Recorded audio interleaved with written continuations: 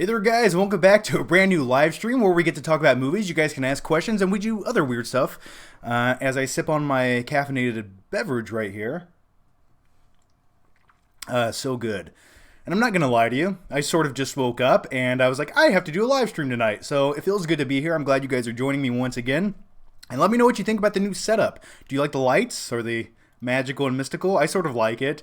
And looking at it right now, it sort of looks like I'm being pulled over, doesn't it? What's the problem, officer? How are you guys doing? This is fun. I can't wait to dive into the questions. I'm looking forward to it. Trying to figure this out, to be honest with you guys. I'm still new to live streaming. I have 17 windows open. I feel like I need to be a computer hacker or something to figure this out, but we'll dive into it nevertheless. So yeah, thank you for all the questions. I'm going to try to answer as many as I can, and we're also going to talk about. I want to talk about the new Batsuit just a little bit more. I sort of want to have a discussion with you guys because Batman is love, Batman is life. But yeah, the first super chat comes from Movie Squad. Thank you for that. Pick a movie you recast the entire film with cats. Let's see. Where can I begin? God, it has to stars all cats. Huh. I don't know. How about... No, that's weird. I was going to say Silence of the Lambs. It puts the tuna in the basket. I don't know. Can we go with... you know what? The classic movie, The Warriors, from the late 1970s, about these street gangs... I think if they made that with all cats, that could be a really interesting movie. And if you've never seen Warriors from the 1970s, it's a phenomenal film, truly underrated. I highly recommend checking it out and watching it. A few more questions before we dive into maybe the main topic of the video. What are your thoughts on Sonic? Well, my thoughts on Sonic are, I have not seen the movie yet. I want to go see it. I actually just finished my Birds of Prey movie review. I just got the editing done. I will post that right after this live stream, so look out for my Birds of Prey review over on the Flickpick channel. It's good. I switched things up a little bit, and I really give my thoughts on the movie. I will say that. I might rant, I might cry, but that's okay. Maybe a little bit of screaming, so... as soon as this live stream's over, go check that out over on the Flickpick channel. Yeah, that'll be a good time. But as far as Sonic, it's one of those movies I already know it's going to... I won't hate my life watching it, but it looks like it's definitely catered to kids, which... That's fine. It's a blue hedgehog that collects golden rings. That should be a kid's movie, That shouldn't be for the 45-plus demographic. But yeah, I'm curious to check it out. It does sort of remind me of Alvin and the Chipmunks a little bit. Those really bad, atrocious films that came out in like the mid-2000s. I remember working at a movie theater when the Alvin and the Chipmunks movies came out. How many of those were there? 3 of those atrocious abominations against humanity? Road Chimp movie was the 3rd one, I think. Anyway... Sonic sort of reminds me of that. Like, the CG looks so out of place and tacked on to, like, the actual real-world scenery. But, yeah, I'm going to check it out probably tomorrow. I will do a late review. But, yeah, I'm excited. As far as the Sonic games, I have not played a Sonic the Hedgehog game for maybe, like, 5 or 10 years. And I always remember having the Sega... the Sega Portable console as a kid. I never actually had the actual console. I had the portable one because I was poor. And Sonic was so hard to beat. Like, I could get like halfway through the game, but I could never beat it. It was just, I ran out of lives. I don't know. I was always more of like a Super Mario World type of kid, but Sonic to me was always a really hard game. I never really mastered it. But I sort of want to go back and replay it right now. The music alone just gets me hyped up. The next super chat comes from Sky Amazing Guy. Well, thank you. Would you like the Batman to tie into the Joker? All right, so let's talk about the main topic of this live stream. And no worries, we're going to talk about a whole bunch of other random shit along the way. Yeah, so here's what I want the new upcoming The Batman movie to do. And I think this would be the smartest decision from Warner Brothers to capitalize on the success of Joker, because that movie made a crap ton of money at the box office. Joaquin won an Academy Award for his performance, and then he talked about artificially inseminating cows, but that's okay. The guy's a truly amazing actor. Here's what I would like to do, and they have time to do it. Why not make this new Batman film, which is sort of like year 2 of Batman? It's like his second year out. He's still getting used to it. He's a vigilante of the night. He's still getting over the death of his parents 20 years earlier. Why not have this upcoming Batman movie, to separate it from the current DCEU, have it take place in the 1990s, and you have young Robert Pattinson, as he was the same the same Bruce Wayne that you saw in the Joker film. So now it's 15, 20 years later, which would make sense in the 1990s. And now you can have an older Joker, and this Joaquin's Joker would only be, I don't know, he could be in his 50s or 60s in this 1990s 1990 version of Batman, and have that be the time period. And I think that would be a really interesting take on Batman, which you wouldn't have to have it modern day. You could go back to the 1990s when not everyone had a smartphone, and it was limited, and that would only make it more interesting, because now you have this detective film noir type film, but now it's in the 90s, and I think that would add an extra element to it. It would almost be like Batman meets the movie Seven. Maybe not as dark as Seven. We're not going to put a head in the box, but something along those lines is what I would like to do, and there's no reason it can't be in that same universe as Joker. I'm not saying Joker has to be in the movie, or Joaquin Phoenix has to be in the movie. Maybe reference it, maybe talk about some of those events that happened in the Joker film, but I think to put those two things in the same universe would be the smartest decision, and I don't know why they're not doing that, or maybe they are doing that. I'm hoping that Warner Brothers is smart enough to do that, because that would be that's what I would like to see. Because if you have all these separate universes, now you have 5 different versions of Joker, 5 different versions of Batman.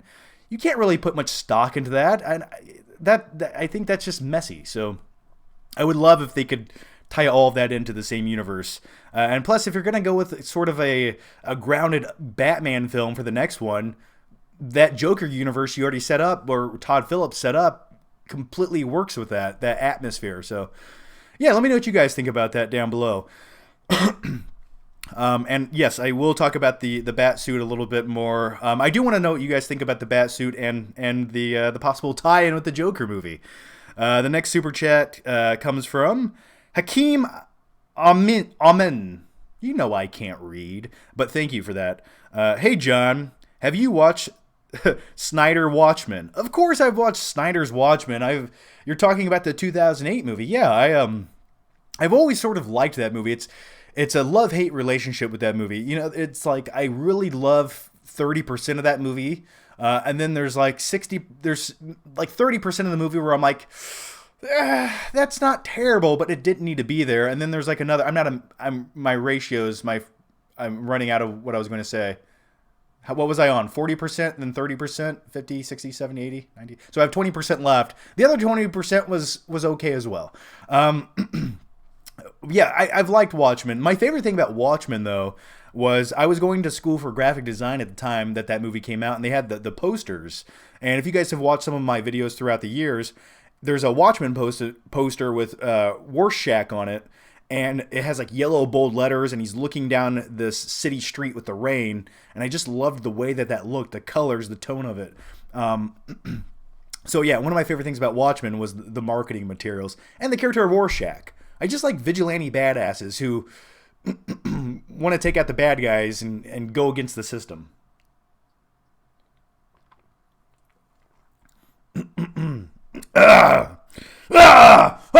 Okay. Had something in my throat. Plus Dr. Manhattan in those movies. Every time you see Dr. Manhattan in the movie Watchmen, you sort of feel like less of a man. Or at least I did. All right. The next one comes from Home Kid 101. Favorite type of alcohol? I always go to vodka. Yeah, vodka's a good choice, my good pal. There's less calories in it, or at least carbs. So you don't gain any weight, so that's always beneficial. You can be a drunk and not gain any weight. It's good. I like my Long Island iced teas. So thank you. KJ Priux? KJ Priux? Thank you for the super chat. Hey man, just wanted to say, keep up the great content. Love your videos. Been following you for a long time. Well, thanks, KJ. I appreciate that, guys. And that means a lot. That's why I do YouTube. That's what keeps me on YouTube anymore, is I love the feedback. That's makes me feel warm and fuzzy inside. The next one comes from... Trying to keep up here, guys. So if I get a little bit behind, please forgive my sins against humanity. Have you seen Police Academy? Yeah, I used to watch the first few Police Academy films on beta tape. If you don't know what beta tape is, just Google it. My dad used to record every movie that came on HBO. And we used to have a huge box full of recorded movies off of TV. So that's what I grew up with. I grew up with recorded movies with bad tracking issues. Sometimes they had commercials in them. But that's what like made me. That's what defines me as a person. So yeah, I remember watching the first few Police Academies.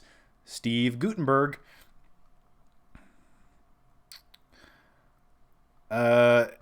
MacMan78. Thank you for that. Thank you for the super chat. And thank you guys for all the super chats. Oh my, you guys are blowing my mind. Hey, John, what kind of bat tech do you think you want to see in the Batman? Also, what didn't you like about Skyfall? All right, yeah, so let's get back to the Batman questions are appreciated because that is sort of the main topic I want to talk about, and then we'll dive into the whatever questions and random stuff. Just hit my elbow on that. Elbow drop. So yeah, the bat tech. I'm okay if they keep it simple. Sometimes when Batman has like shark repellent, it takes you out of it a little bit. I thought the Nolan movies were good at following like a certain real world tech that could be achieved for the most part. I was just thinking about the sonar in The Dark Knight. As long as this is here, I won't be. It's like, oh, okay, Lucius Fox, we can't track people's cell phones, but we can put missiles on the Batmobile. So anyway, yeah, as far as bat tech goes, keep it simple. Like I said, I'd like to see that 1990s version of Batman where he's just ahead of the curve because he has a lot of money.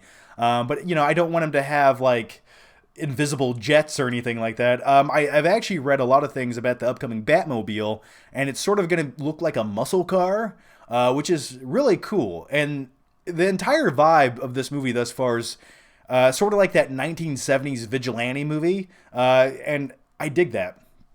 And also, I read recently that Matt Reeves, when he was writing the script for the Batman, he was listening to the score from the film Taxi Driver.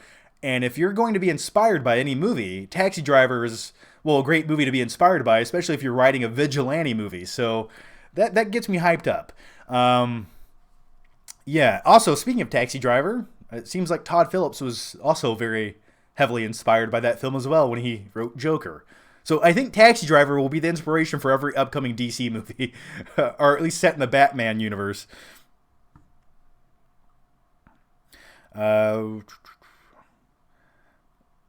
Fernando Nutty, Batman's costume, how long would you like the ears to be?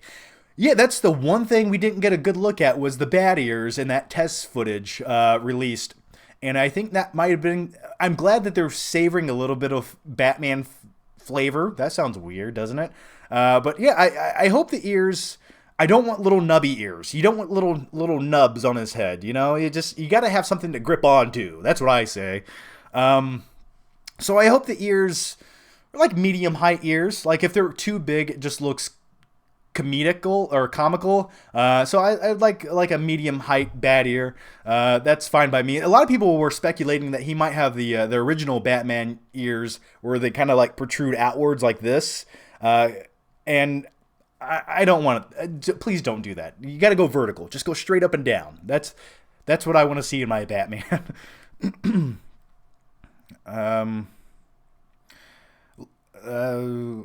Oh, and as far as your earlier question about why don't I like Skyfall, I think Skyfall's the next best James Bond film in this new series of James Bond films. I think Casino Royale is like the pinnacle, the best. It's one of the best action films, in my opinion, of the last like 30 years. So you have that up here, and then you have Skyfall, which is the second best, sort of like down here somewhere, with Javier Bardem and his removable mouthpiece dripping about. I like Skyfall for the most part. I just think it's like a film that people think is better than it is, because if you really break down the plot to Skyfall, there's a lot of over-the-top stuff that sort of takes you out of it. I just remember the one scene where it's like the most convoluted thing I've ever seen, where James Bond is chasing the villain of the film through like these tunnels, and then he runs through like this subway system where Javier Bardem's character is climbing up this ladder. He pushes a button, the tunnel explodes, a subway car comes through the tunnel and almost takes out James Bond. He set up all of that just to maybe have James Bond get hit by a subway car. What? Like, wouldn't it have just been simple if the villain took out a gun laying on the sidewalk and shot at him? It would have been just as effective. And then it felt sort of like convoluted. I think Sam Mendes made a great looking movie. Just little things like that took me out of it. It just wasn't as, I don't know, it lacked that grit that Casino Royale had. And I think that's what I was looking for. But it's a good movie. I don't dislike it. So yeah. The next one comes from Sky Amazing Man. Well, thank you for the super chat, Sky Amazing Man. I like that. I like that name a lot. Love the idea of doing live shows. Keep it up and take all of my money. Been watching you since 2011. Well, thank you for that. And I will take it all. I'll take it right to the bank so I can pay my internet bill this month to do more live streams. Yeah, thank you. 2011. It's been a long time, hasn't it? I've been on YouTube this October for a decade. That's a long time. And I like it. You know, it's one of those things. YouTube for me has always been a lot of fun. It's always been a lot of stress, but at the end of the day, I don't know what I would be doing without it. So I love it. And this October, I'm going to make a very special video, kind of talking about, maybe reminiscing over the last decade of making videos. So look out for that this upcoming October. I'm really looking forward to making it. Sorry, trying to keep up with the super chats here. Blah, blah, blah, blah, blah. Claude Rogo John. Okay, cool name. Do you think the MCU will eventually collapse? Let's talk about the MCU. I think it sort of, in a way, it sort of did collapse after Avengers Endgame. And now you have all these B-plus players that were like the supporting heroes. And now we're supposed to care as much about these as we did Captain America and Iron Man, which were sort of the core of what made the Avengers team. And Thor was in there as well. But now it's sort of like, well, you took out all of the great stuff that kept this all together, the heart, and now I'm supposed to care about these like auxiliary characters, and some of them are great. It's just like, do you want to see them in their own solo movie? I feel like they're kind of picking up the scraps and doing what they can with it until they can introduce more main players. And then eventually in like 10 years, they're going to reboot the entire thing and we'll start over once again. And with the other dimensions in the Marvel universe now that they opened up, they can do that. Now they can have a new Captain America in 10 years.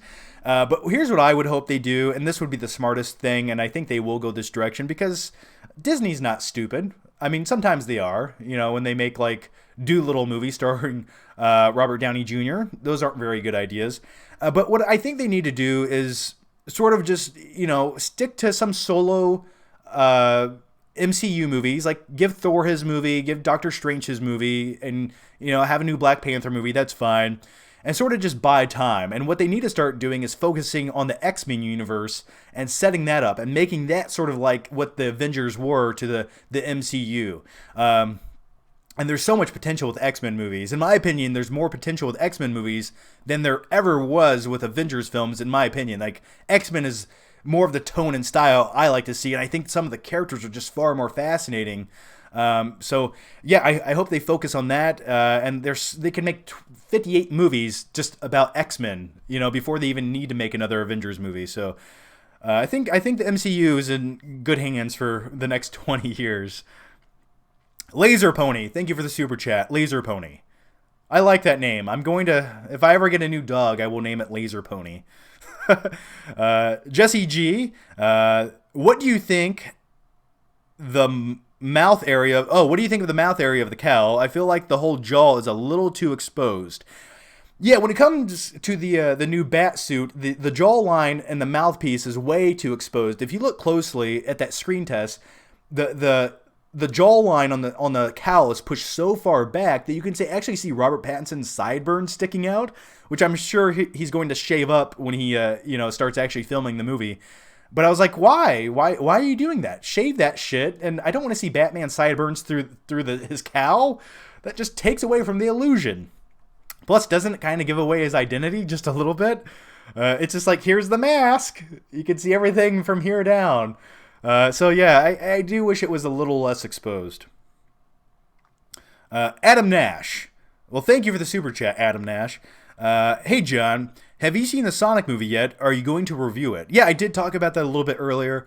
I will definitely review the Sonic film. I'm looking forward to it. It looks like a good movie to shove some, I don't know, maybe some Mike and Nikes into my pocket. By the way, I ate these last night as I was editing my Birds of Prey movie review, which will be live immediately following this live stream. Yeah, I'm looking forward to the new Sonic movie. I'll probably go see it tomorrow, and then I will do a review. Also, on this channel, the John Flickinger channel, where you're watching this live stream now, this might be the place where I do all of my live streams on a weekly basis, because I feel like I'm slacking on this channel, and I think I might make this the dedicated place for the new live streams. As of right now, that's where they're going to be. But I also do have an upcoming after the movie first reaction video. I shot it right after seeing Birds of Prey. So that'll be like a new vlog video also coming. I shot all this stuff like a week and a half ago. I just got really busy. And I was editing a video for the FlickPick channel for Samsung, which whenever you make a video for a corporation, they will bend you over. They will make you re-edit it 87 times. And occasionally, they will make you take out every little funny joke you say in the video. So, yeah, go watch that video over on the FlickPick channel. But the cool thing is, I did get to see some really big TVs that I will never afford in my life, but just being around them did make me feel good. So, yeah. Movie Squad. Thoughts on Harley Quinn animated series? The old animated series with Harley Quinn, or is there a new one? I never really watched any animated series with Harley Quinn. I remember watching the animated Batman show every time I got home from school, which, by the way, school always ruined everything as a kid. I remember the Batman animated show would come on it would come on it would start 15 minutes before I actually got home off the bus. So I was always able to watch like the last 10 minutes of it because my bus took so long to drop me off that I'd run into the door and I'd be like, okay, there's Clayface, there's Batman. I don't know what happened for the first 15 minutes, but here I am now. So yeah, as far as like a dedicated Harley Quinn series, I never watched that, but I did like her in the Batman animated series. Which, by the way, I need to get that on Blu-ray. I've always wanted to. It came out a few years ago. I want to get that on Blu-ray. Samuel Pagan, I was wondering, do you like B-horror movies? Sure, I don't mind a good B-rate horror film. There's nothing wrong with that. I mean, give me a few examples of ones that you want me to talk about, and I can. I don't watch a lot of like B-rate slasher films that you find in the Walmart $2 bin. But you know, I like to watch like would you consider like Texas Chainsaw Massacre sort of like a B-rate horror film? In that case, yes, please. Night King 01. Should they adapt Long Halloween for the Batman? Probably, maybe not. They can take elements of the Long Halloween. I'd maybe throw it in there. Maybe in the second movie they could really focus on that. And I've heard this new movie is definitely going to be that detective film noir vibe, which I hope they heavily do utilize Arkham Asylum in there, because basically if they just go the route of making the movies sort of like Arkham Asylum, the games, I think that's a good tone to keep. So yeah, as far as making it like the Long Halloween, definitely include elements of that. Yes, please. Carter Lovejoy, I miss your collabs with Stuckman. When will we see you guys back in action? We'll be back in action this summer, coming to a theater near you. So yeah, I live in Alabama now. Stuckman's 600 miles north up in Akron, Ohio. So yeah, I'm moving back to Columbus, Ohio next year or later this year. So possibly like the upcoming next year, around then, we could do a few collab videos every once in a while. Musktack Reviews. Thank you for the super chat, Musktack Reviews. Hey, much love from Australia. I have a few questions. To start off with, what did you think of Birds of Prey? By the way, I saw you in Stuckman's film. Loved it. Well, thank you. I played a giant yellow insect man in that film. It was the performance of a lifetime, and I think I was snubbed at this year's Academy Awards. But thank you for that. As far as answering your question, Birds of Prey, I thought, the thing about it, the more I thought about Birds of Prey after watching it, see, that's the reason I don't like to run home and pump out reviews when I'm done watching movies. That's why you guys always see late reviews. I sort of like to let the movie resonate for a few days. And the more I thought about Birds of Prey, the more I was like, that movie was just so bland and forgettable. Like I was searching for things that I wanted to reference in the film, but there wasn't much that stood out. I just think it's the most lackluster film. That's not terrible. It's not like X-Men Wolverine Origins, but then again, X-Men Wolverine Origins is so bad it's more entertaining than Birds of Prey. So take that how you will, but definitely just watch my review. It's like 9 minutes long, and once again, that'll be on the Flickpig channel later tonight. Matt Musktack Reviews also asks, thoughts on my unpopular opinions. I don't like the Superman 2 RD cut, Richard Donner cut, but like the theatrical. Also, Superman 4 isn't that bad. It's better than 3 at least. Superman 4 with what's his face? Nuclear Man. It's Nuclear Man, everyone, with his prosthetic fake nails that are silver. Yeah, Superman 3 had Richard Pryor in it, and I remember watching that movie like one time.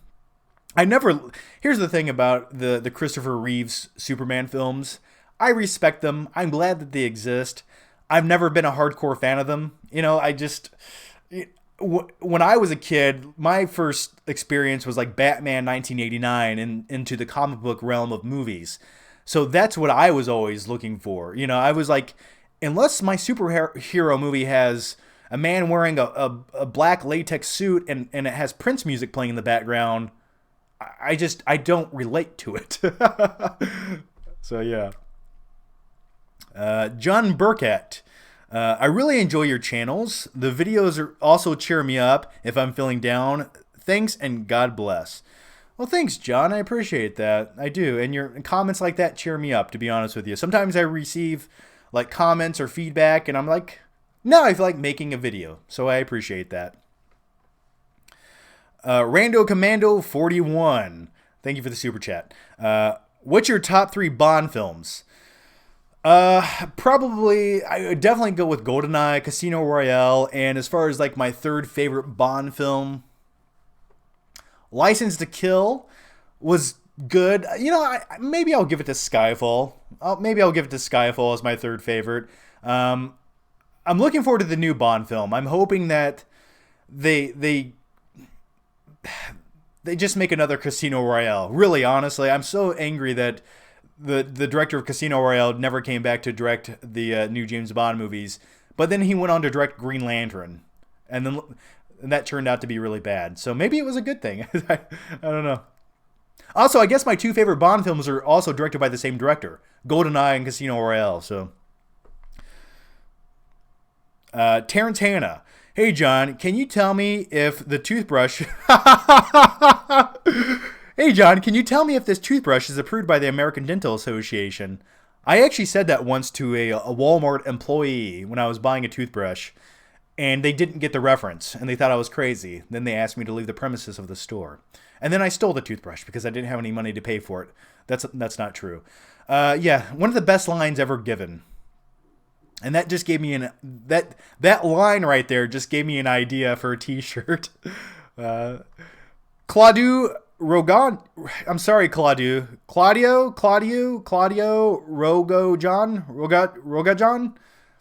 You guys know I can't read. That's why I make videos. Have you played the Arkham games? If so, thoughts. I did play the first Arkham for a little bit. At the time most of those games came out, I just wasn't into like playing games. So I never got hardcore into them, which is unfortunate because I wish those games would have came out like 5 years before they did. So I would have had the time to dedicate to them.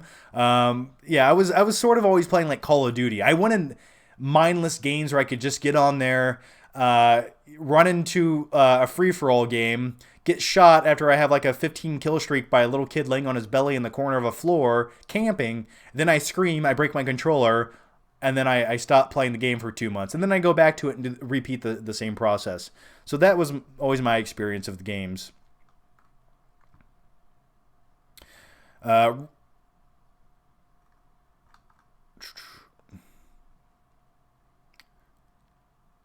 excited for No Time to Die as well. Spectre was so awesome. You know, Spectre was... I don't like that movie. Like, I watched it one time in the theater and never had the urge to ever revisit it. The thing I really disliked about Spectre was the color grading, or maybe the color timing of the movie. If you watch Spectre, it's so warm and like sepia toned where I'm like, ugh. It just like, I don't like the way that movie looks. I just did not like the color of that movie. Which is maybe a weird nitpick. I said that in my original review for the movie, but I just don't like the way it looks. Where's the biceps? Bicep shot. Hashtag douchebag. Worst audio dubbing in a film. I don't know. You guys would have to tell me. I always... Here's a random thought about audio dubbing, though. I always thought the audio dubbing in Oldboy, the voice actor who does the voiceover for the main character in Oldboy, sort of sounds like Adam West Batman. There's... Robin, come here. You must help me. Yes, Robin, we must get to the cave. It almost has like a William Shatner meets like 1960s Batman. That was one little weird notice I've always picked up about the movie Oldboy. What's your most expensive collector's item? I don't really have a lot of expensive collector's item. I always buy like cheap shit to use as props in my videos. I think right now the most expensive thing I have is the T2 endoskeleton head, which has like the Blu-rays in the base of it. And the reason it's so expensive, it wasn't so expensive when it originally came out, but I think because it's sort of like out of print or they stopped producing it, it went up in price. I think that might be the most expensive thing I own. Yeah, I don't spend like $5,000 on like hot toys. I just buy like $50 little things that I think look cool in the background of my videos.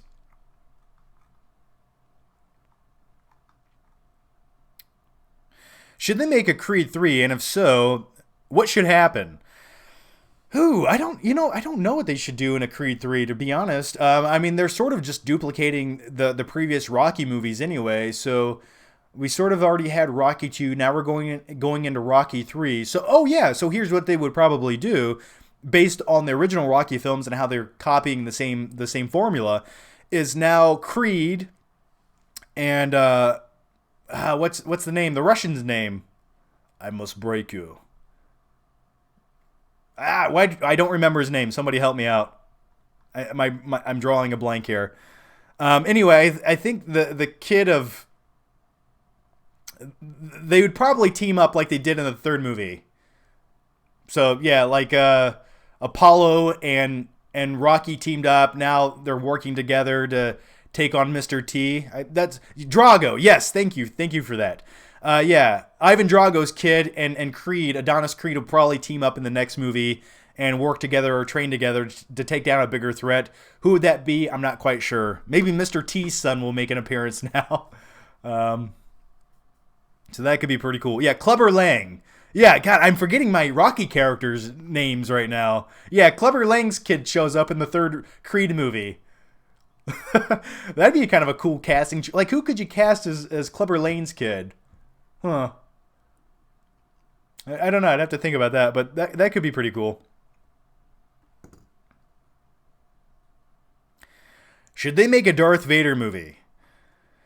Yeah, I honestly think they should. Yes. Well, they had the opportunity to focus more on Darth Vader in Rogue One than they did.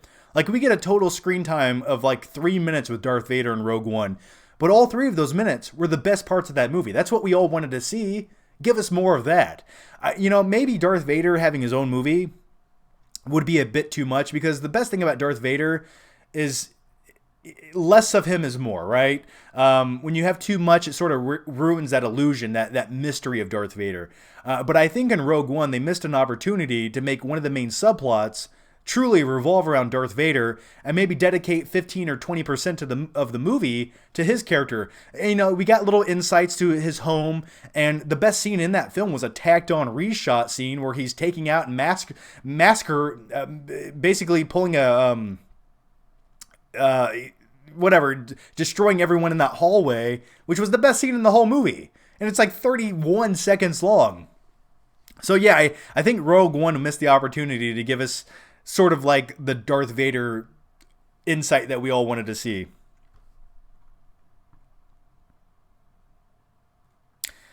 Release the Snyder Cut.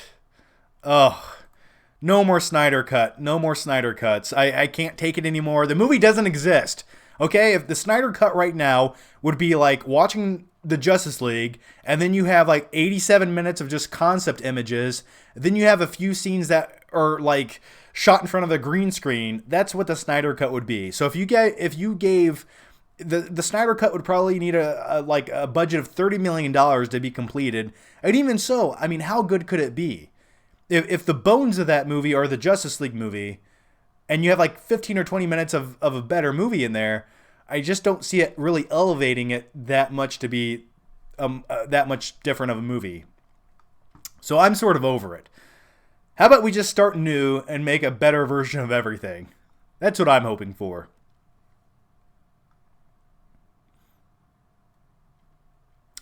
What's your most anticipated Disney Plus show?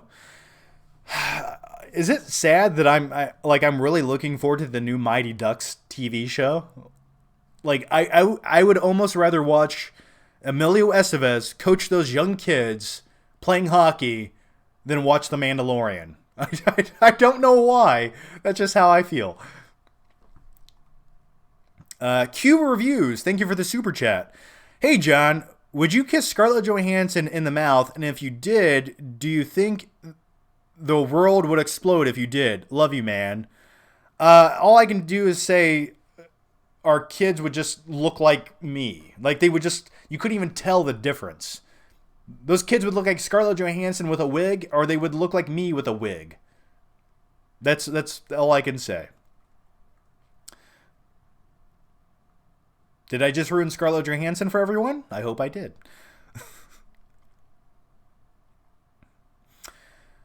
The riddle of steel.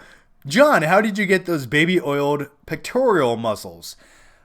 Dude, my muscles are just turning into flab. I've been slacking on the gym so much over the last year. I'm starting to go back now.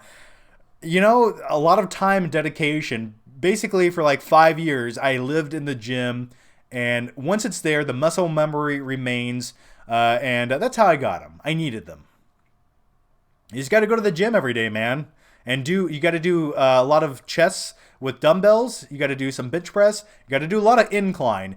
Incline bench press helps your upper pectoral muscles, and decline bench press works the lower part of the man boobies. And I watched a lot of Arnold training videos. I took my advice from Arnold. Milk is for babies. Men drink beer. Terrible Arnold impression.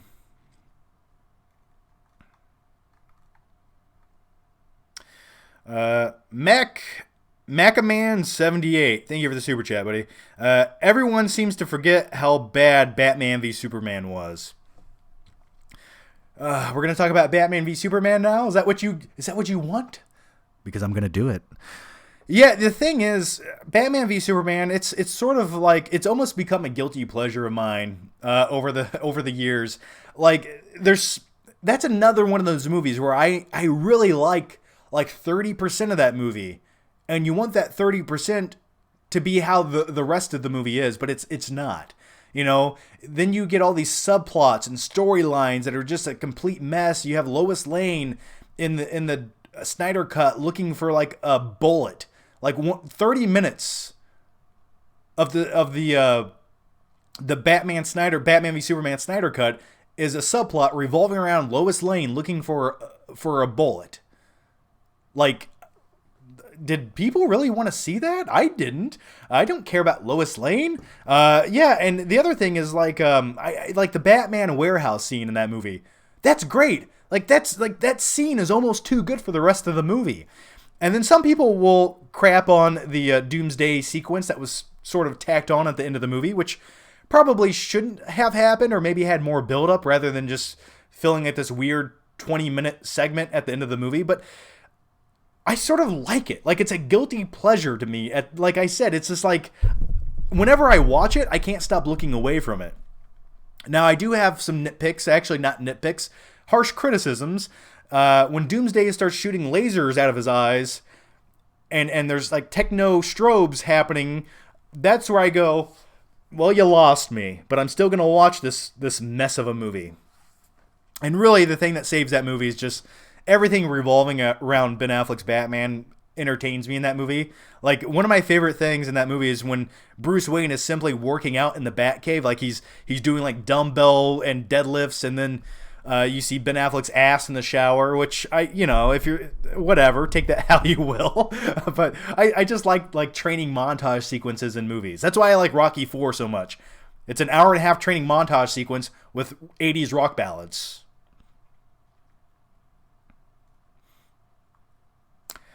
Have you seen Don John? Of course I've seen Don John. I have a movie review for Don John. Go watch it over on the Flick Pick channel. Yeah, I love the movie Don John. I sort of relate to it in so many ways. Like, that character and myself at one time were very similar. Like 50% similar. So yeah, I love Don John. And the thing about Joseph Gordon-Levitt, why isn't he directing more movies or starring in more movies? Whatever happened to him? Like, he was blowing up, he was in Inception and The Dark Knight Rises, and then he sort of just like faded off into obscurity after like 2013.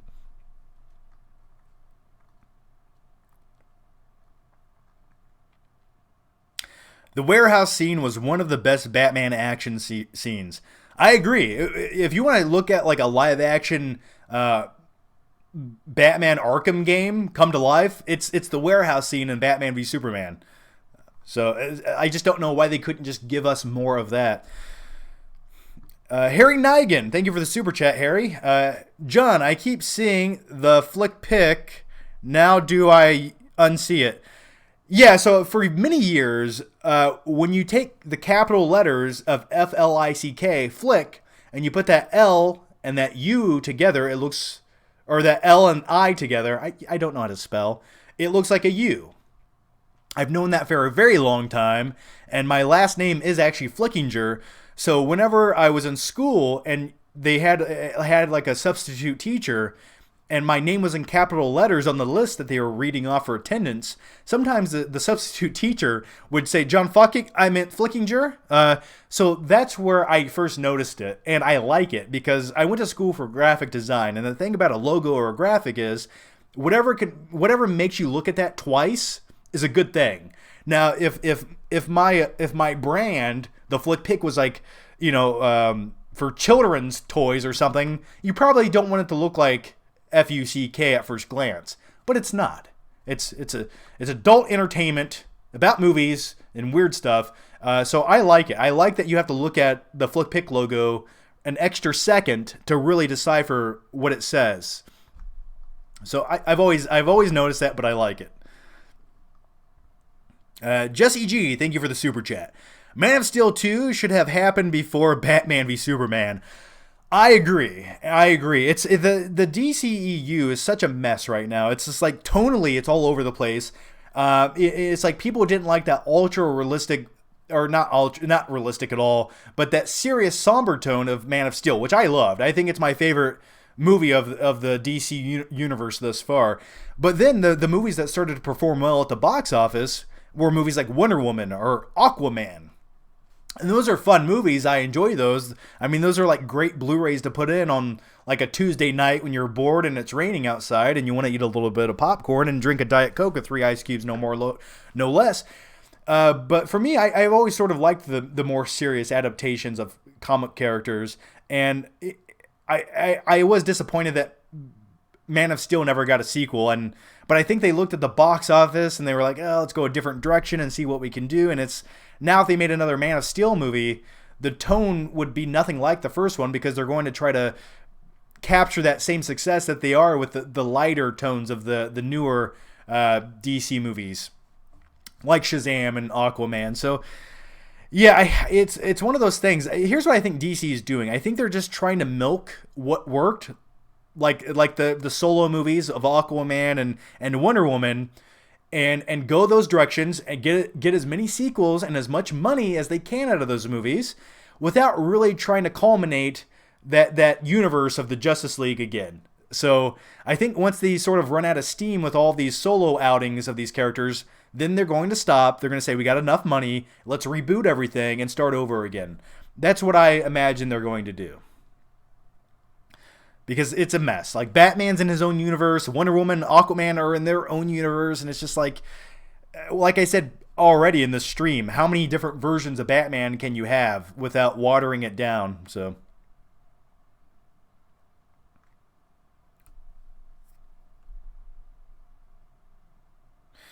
Justice League or Batman v Superman, which is the better movie? I would definitely go with Batman v Superman as the better movie. The more I watch Justice League, the more it doesn't feel like a real movie. Like, I'm just like, how did they spend so much money on this? When you watch Justice League, you honestly ask yourself, how did anyone at Warner Brothers feel good about putting this out? How did this happen? Matt Mamba, thank you for the super chat, Matt. You looking forward to Better Call Saul Season 5? I am looking forward to that. I actually just started rewatching Better Call Saul Season 3. Now, here's the thing about Better Call Saul. I love it. I watched the first 3 seasons, but I never even knew Season 4 happened. Like, I missed it completely. I didn't know it was released. They never announced it. No one ever talked about it. That's the weird thing about Better Call Saul. No one ever talks about that show. Have you noticed that? I like it. Saul Goodman's a really great... I like sleazy characters. I do. They're so entertaining. And so, yeah, I need to watch Better Call Saul Season 4. So I need to, like, binge watch that and then dive into Season 5, which I think starts in, like, the next week, right? Somewhere around there.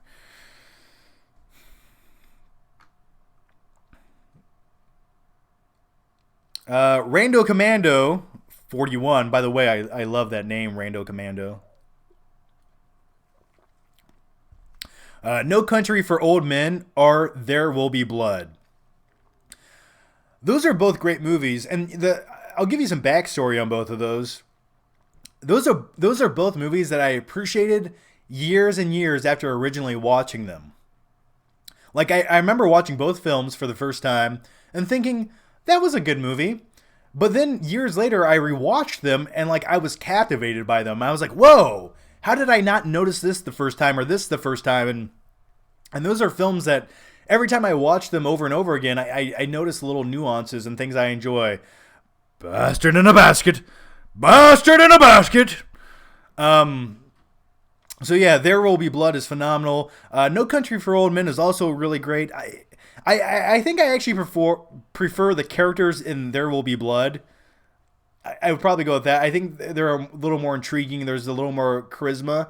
But I do like No Country for Old Men is essentially like one big chase movie, if you think about it. But There Will Be Blood is probably I'd probably lean towards that as rewatchability goes. I like and also the thing about both of those films, or at least There Will Be Blood, I like the time period of that, like the 1800s time period or the early 1920s. I just like time period movies. Adam Nash, thanks for the super chat. Who was your choice to play Batman? Mine was Jake Gyllenhaal. Pattinson is too skinny and doesn't seem like the right choice for Bruce Wayne nor Batman. Yeah, I made a video years ago talking about how much I would like Jake Gyllenhaal to play Batman, and I think he would make a really good Batman. He definitely looks like he can play the physicality. You could definitely see that dark, seedy side of him spewing out, if you've ever watched the movie Nightcrawler. But I would like to see it. But as far as the direction that they're going, I get it, and I think Robert Pattinson, he's a good choice. Honestly, like a year ago, I would not have said that. But after watching films like The Lighthouse or Good Time, I think he's a good choice. Like I feel good about that choice, and especially the direction they're going with the new Batman movie. I think it'll be good. You know, I don't think they just. I think they put some thought into it. So, but you know, with that said, it does bring a sad little tear trickling out of my eye that we never did get that solo outing of Ben Affleck as Batman. It's just like the one thing I wanted so bad we never got. It's disappointing.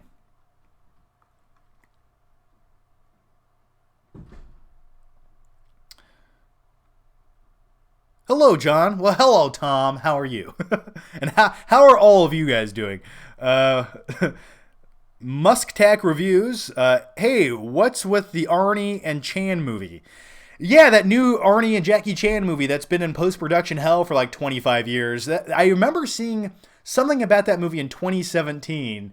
And it's, I think it's like, what is that? Like a Russian produced movie or something? It looks like an atrocious time that I can never wait to watch. So yeah, I don't know anything about it. I just know it looks bad and I can't wait to watch it. I do want to do a review of that movie. And by the way, speaking of Arnold, Cyberdyne Systems will go online July 7th, 1997. This is my Arnold toy. Should I put it right here? I'll do like my friend Odin does in his reviews. I'll put a little action figure right here. Here. He'll sit right there for the remainder of the video. I'm a cybernetic organism. So yeah. The next one comes from Musk Reviews as well. Thanks for the super chat. John Hamm for Batman. You know, here's my thing about John Hamm. I like him as an actor. He looks like the animated Bruce Wayne Batman. He really does. He has a great jawline. He was phenomenal in Admin. Or not Admin. Is that what I'm... Admin? Madman. Oh my gosh. I've been looking at this computer screen for so long. I loved him in the series Mad Men. And I think, here's my thing with John Hamm. I think if they ever made a TV series, like a really good, gritty TV series, like on HBO or something, based on the character of Batman, John Hamm would be great for that. Like a television version of Batman, John Hamm all day long. Yeah. And by the way, speaking of the new Batsuit, because someone else just mentioned it, doesn't the new Batsuit sort of look like if they did make a TV series about Batman, like this new Batsuit would be like the Batsuit that he wears? Like it's not overly complex. Like they could utilize that to make like for the production schedule and filming a series. Like that just looks like the Batsuit like a TV version of Batman would wear. It just, once again, I know I've said this 500 times on Twitter, but it does remind me very much of the Daredevil suit in Netflix Daredevil, which isn't a bad thing. It's just the tactical aspects of it and the functionality of it just look very similar. Over the Top or Bloodsport? Winner takes all, loser takes the fall. By the way, speaking of Over the Top, check out the poster back there. I'm gonna go with Over the Top. You guys know I love Over the Top. Bloodsport to me was a great Jean-Claude Van Damme film, but I'm definitely more of an Over the Top type of guy. I mean, I just feel like everything in society should be based on arm wrestling. Like if you go to the grocery store, you don't pay with currency. You pay with arm wrestling. Biceps are everything in my universe. Do you like Brie Larson? Next question. Colin. Hey John, much love from Ireland. Keep it up. Oh, don't you? Oh, I was gonna do a Canadian accent instead of an Irish accent. I'm sorry. The wee little ones down there. That's a terrible Irish. What was that? Well, hey, how's it going in Ireland, man? And thank you for joining me. I've always wanted to go to Ireland. I like rainy weather. It comforts me.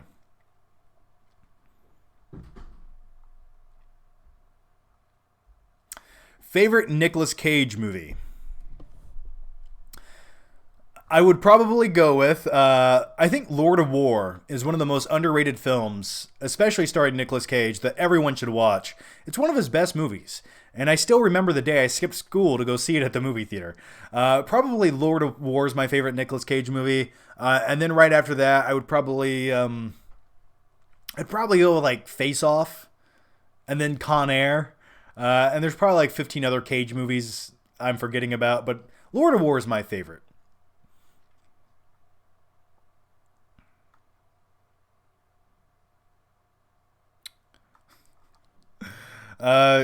Cherry Coke or regular Coke, bro, who cares?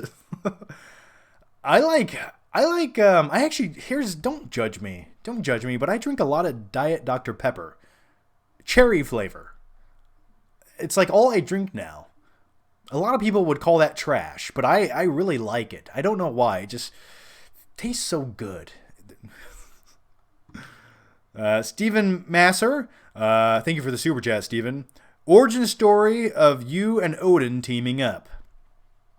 Yeah, so Odin, my co-host on my Patreon exclusive podcast, Flickbuster, you guys should check it out. It's one of the most amazing things you'll ever listen to in your life. And by the way, we just put up a 2.5-hour episode last week, so that's a really good time. Odin originally messaged me, and he wanted to do like sort of like an interview on his channel, and I was like, yeah, definitely. And he told me that he had been watching me for years, and I was like, okay, yeah, definitely. So I watched his videos.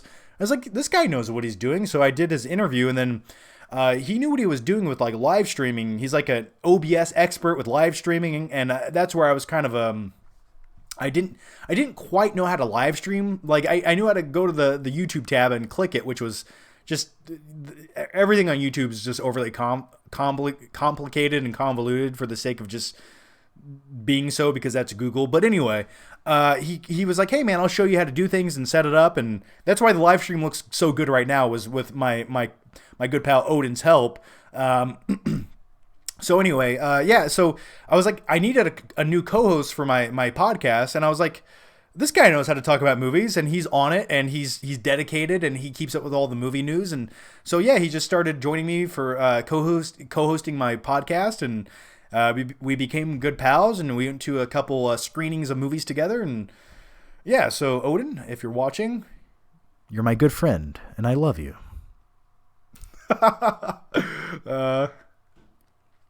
Don't get scared now. Okay, let's keep going here.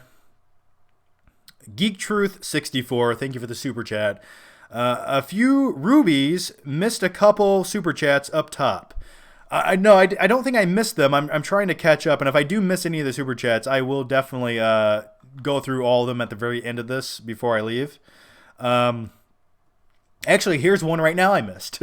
Azim the Dream Reviews, thank you for the super chat. Hey John, what happened to your last Q&A? Also, I had no idea you were only an hour from me.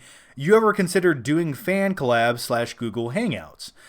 Thank you, Azim, the Dream Reviews. My last Q&A, which was a live stream here on this channel, typically I was told with the YouTube algorithm that's always changing and makes no sense whatsoever, that sometimes if you leave a live stream up on your channel, it hurts the algorithm of your videos and your watch time. So now your next video that you put out, it will do it won't do as well because now your previous video was like 2 hours long and the watch time doesn't make any sense and the video doesn't get recommended, and it sort of hurts your channel because the longer videos you put on YouTube and the less watch time those videos get, the less YouTube is going to recommend your content. So when I do videos like this, a live stream that's 2 hours long, well, most people don't go back and rewatch that 2-hour video. Like, you guys are watching it now because it's live, but once it actually publishes to YouTube, less people watch it. So I was told to actually make these unlisted after the live stream. So I might do that. But in the future, what I might also do, I might just leave them up, or I might post them to a third channel, or I might post them to like my Patreon, so these videos will always exist. Or what I also want to do is maybe take segments of these videos, because some interesting stuff is said along the way, and maybe make these like 2 or 3 minute videos on my channel as like little dedicated segments. I keep hitting this stupid mic arm, it's in the way.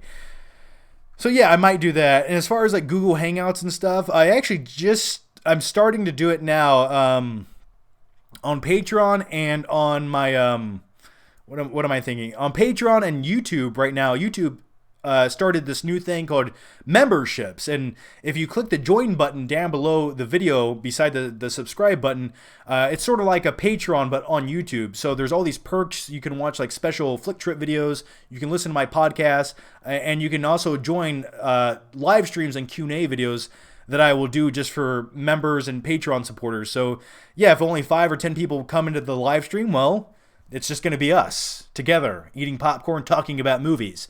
So I will probably start doing like member and Patreon live streams this upcoming month.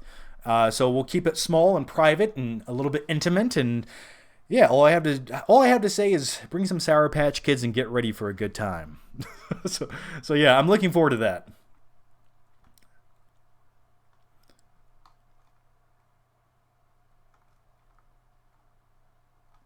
All right, let me catch up on some of these here. Worst movie of 2019. I do have my list ready, and also I'm making my top 10 best and worst. I assure you those videos are coming, and they're probably going to come this week because the only good movie coming out is like the what is it, the Final Frontier? Like, it's basically Han Solo and a digital dog running around in the woods. So yeah, I'm not really looking forward to that movie, so I think this is like the perfect weekend to post those videos.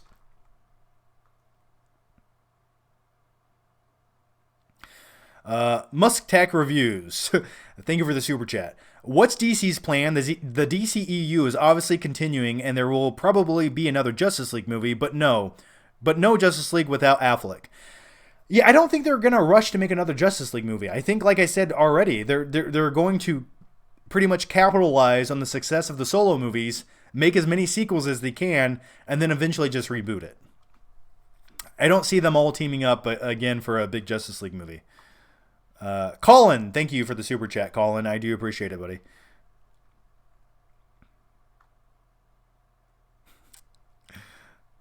Are you looking forward to Fast and Furious 9?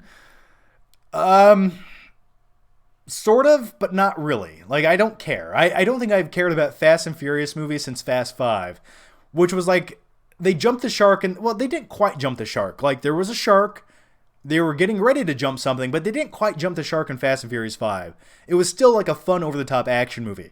But then in part 6, 7, and 8, it just became mind-numbing to the point where it just felt like the most contrived live-action cartoon I've ever seen. So, not really, but John Cena being in the movie does sort of interest me. Funniest Nick Cage movie. I'm a vampire. A, B, C. I don't know. Maybe Vampire's Kiss? I don't know. Every movie with Nick Cage in it can almost be the funniest Nick Cage movie. Wicker Man might be up there as one of the best. Also, his performance in Adaptation, I thought, was really good as well. It makes me laugh. Rando the Commando, favorite pizza place. I eat trash pizza. I'm not gonna lie to you. Don't get me wrong. I like a nice gourmet pizza or something, but I typically find myself going to Pizza Hut at 10:30, getting hot wings and a pizza. And by the way, I did meet an awesome viewer last time I went through the drive-through of the Pizza Hut.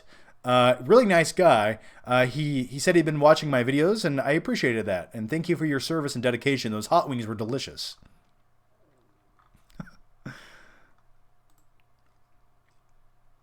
All right, guys, trying to keep up here.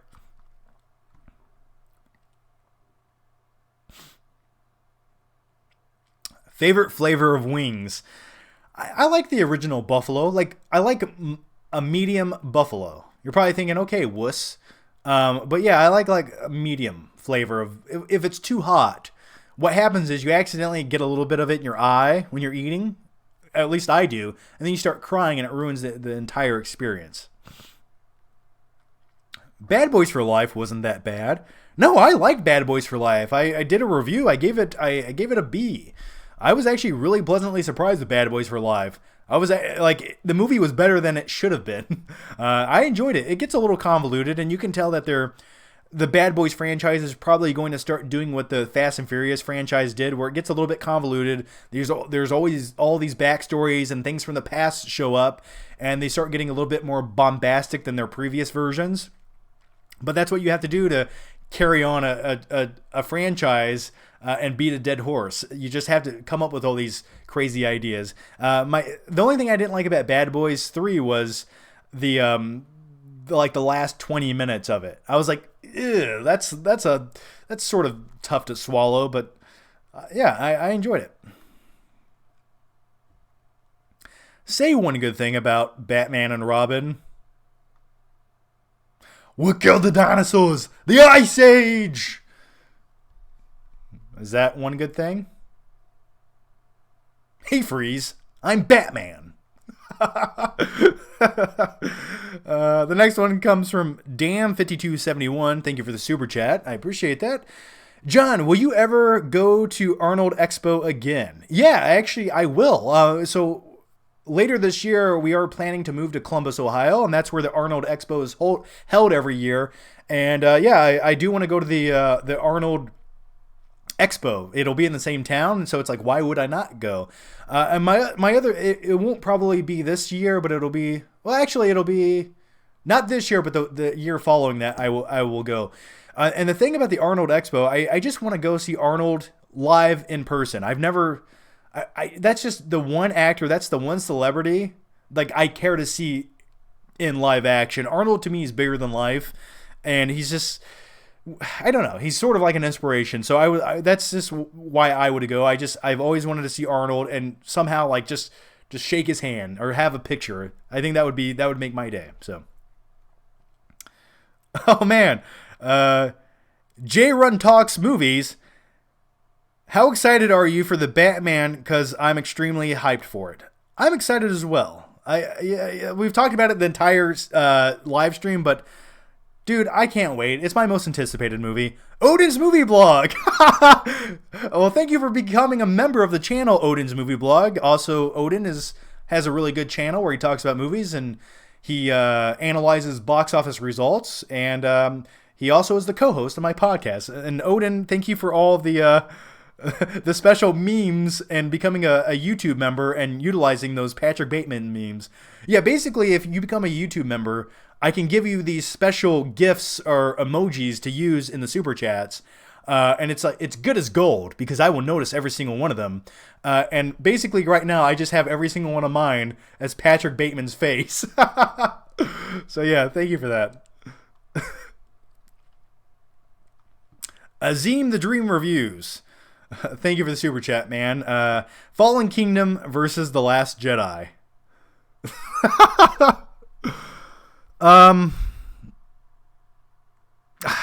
Where do I go with that? Let me look up something.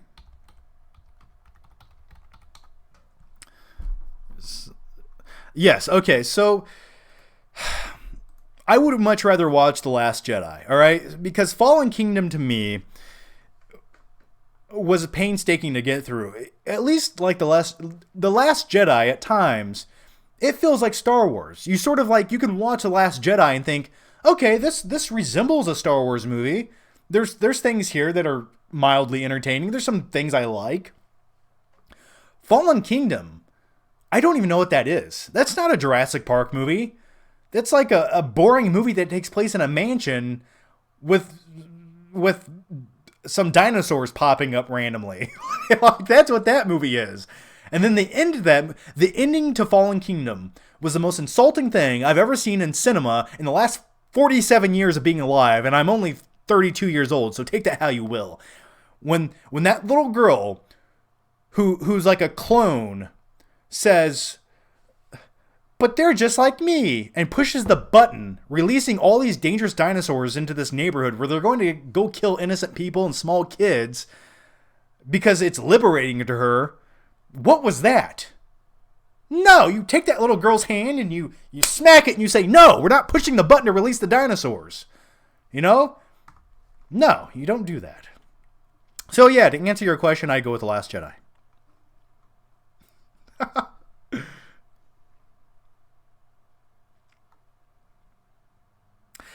I don't care what anybody says about Fallen Kingdom. So I take it that you liked it. Hey man, I'm glad you liked it. I really am. I'm looking forward to the third film, Jurassic World. I think that could be fun. And the only reason I'm looking forward to it is because they're bringing back the original cast. That's what those movies needed. They need characters that have charisma. Because the current ones, I just don't care about. And by the way, you are going to have Jeff Goldblum in your new dinosaur movie. I want to shake your hand. Well, thanks, Jake. Or Jack. Sorry, I can't read. Well, I want to shake your hand too, Jack. Thank you for that. It'd be an honor of mine.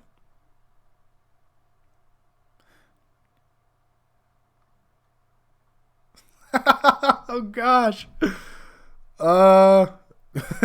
Who has the coronavirus? What? Let's keep going. Let's just keep going. Thoughts on Kevin Spacey? Oh, God. Why are the questions getting just so dark all of a sudden? Favorite wrestling game of all time? Take me back to No Mercy. That's my favorite wrestling game of all time. And I put this in a vlog video last March. I told this story. But my memory with the game No Mercy on N64 was I knew my mom got it for me for Christmas. And I knew it was in her closet. And this was like a month before Christmas. And I was like, I want that game. I need that game. I need it. So one day, I snuck up into her bedroom. I opened up the box. I took a razor blade. I cut the plastic perfectly. I slid the game out. I replaced it with WrestleMania 2000. And then I put a little bit of tape on the seal of the game of No Mercy. I put it back in there. And I played No Mercy for like a month before I was supposed to get it on Christmas. So Christmas morning, I opened the box and I'm like, oh, cool, No Mercy. And it's actually WrestleMania 2000. But that's one early childhood memory I have of the game No Mercy.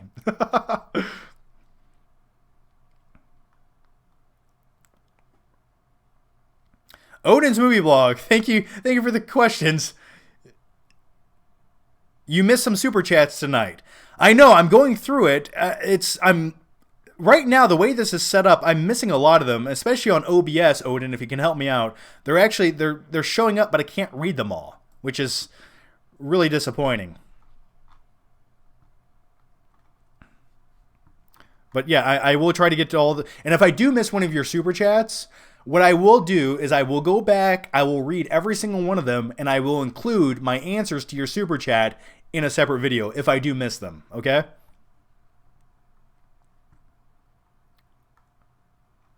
Yeah, but I'm looking deep here for it. Oh, what's your favorite superhero soundtrack to work out to? Okay, here's one from Carlos Fontes. Thank you, Carlos, for the super chat. For me, it's probably going to be Batman Begins, because that Zimmer music, the uplifting beats, especially when, anything from Zimmer from the Batman trilogy is what I will listen to in the gym. for a time there, I also really enjoyed the Dark Knight Rises soundtrack, especially Bane's theme, because like it was so empowering. And when you're in the gym, you just want to feel like Bane when you're doing traps. So I would probably go with either one of those. Odin, I did miss one of your super chats. You're right. Odin's movie blog, by the way, check him out. Love you, bro. You ever seen a grown man naked?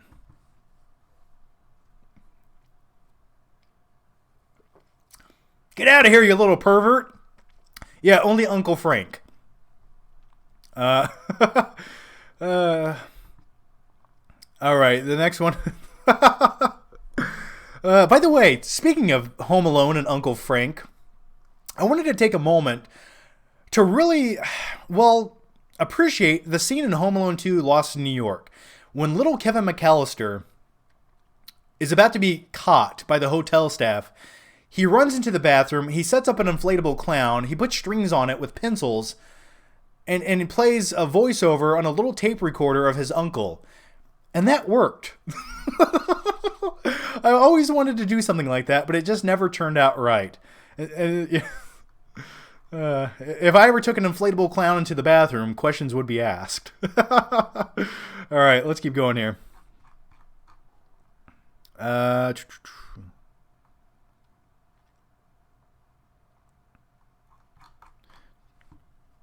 Okay, here's one.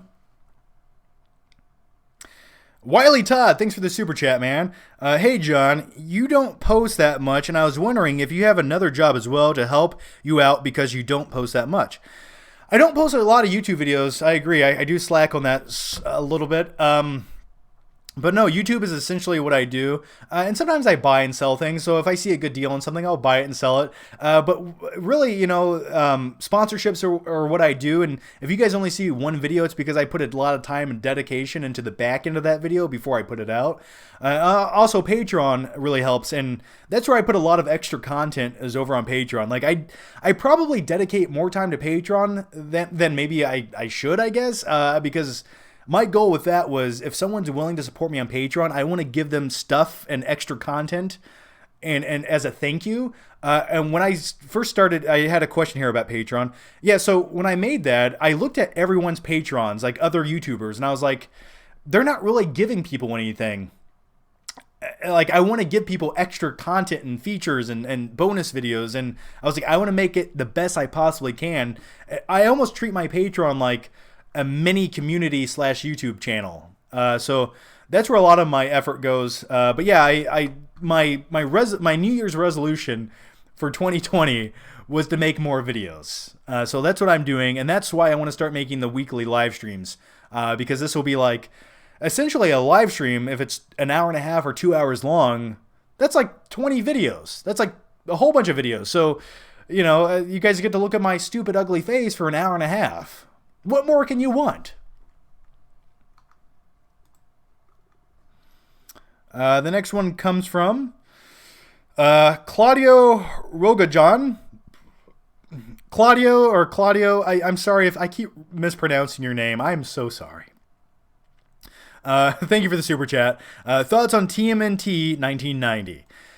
Oh my god, it was sort of like a comic book movie that was very adult and ahead of its time. Like, they didn't water that movie down and make it just for little kids.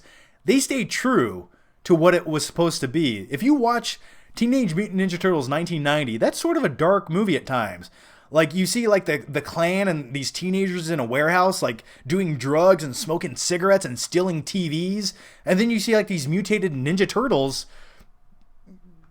fighting crime. And it's like, this is crazy, but perfect.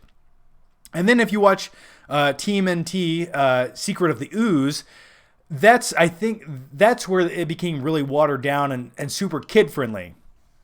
And I still like that movie. I like the Super Shredder in that movie. Every time I see Super Shredder in that movie, I just laugh out loud. But and plus Vanilla Ice.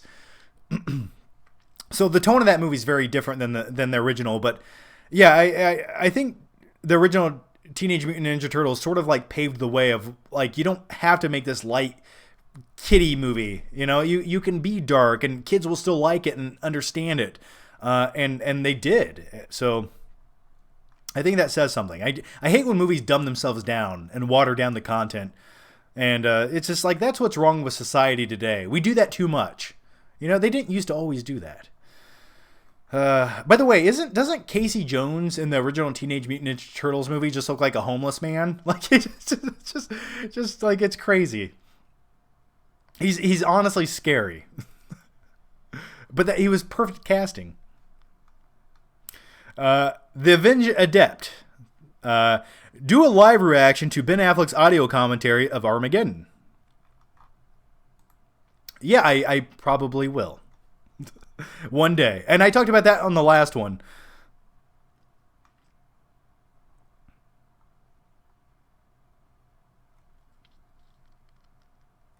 All right, let me keep up here, trying to keep up with some of your questions. Do you watch Grace Randolph beyond the trailer? Well, I don't know, but this movie's making a lot of money.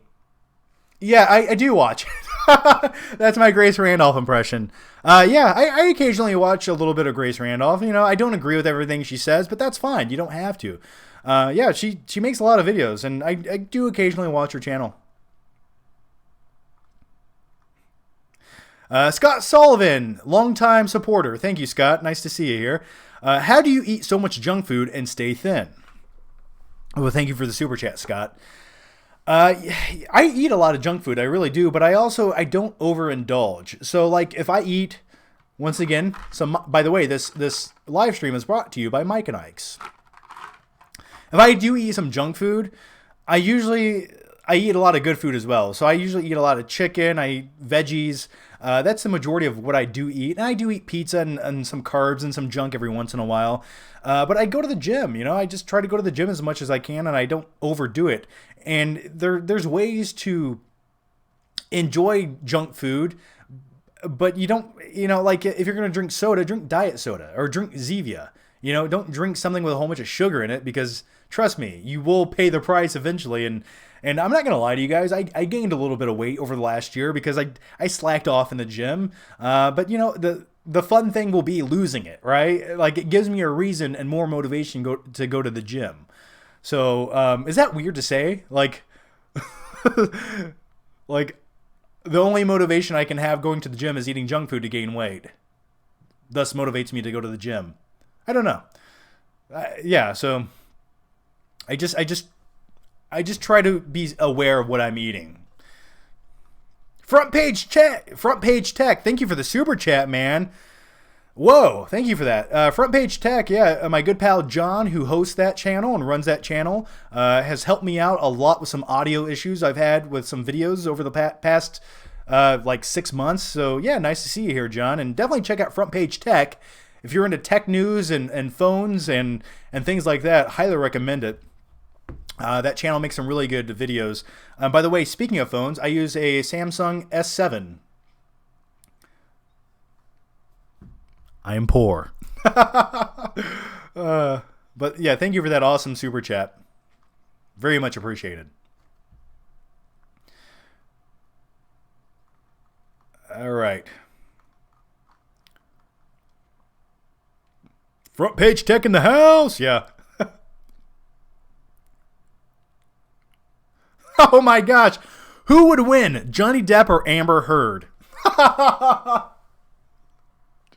Oh man, that's funny. Yeah, as far as that issue goes, I'm glad evidence and proof came out, because I just feel like anyone who falsely accuses someone and blatantly lies should have to pay a price.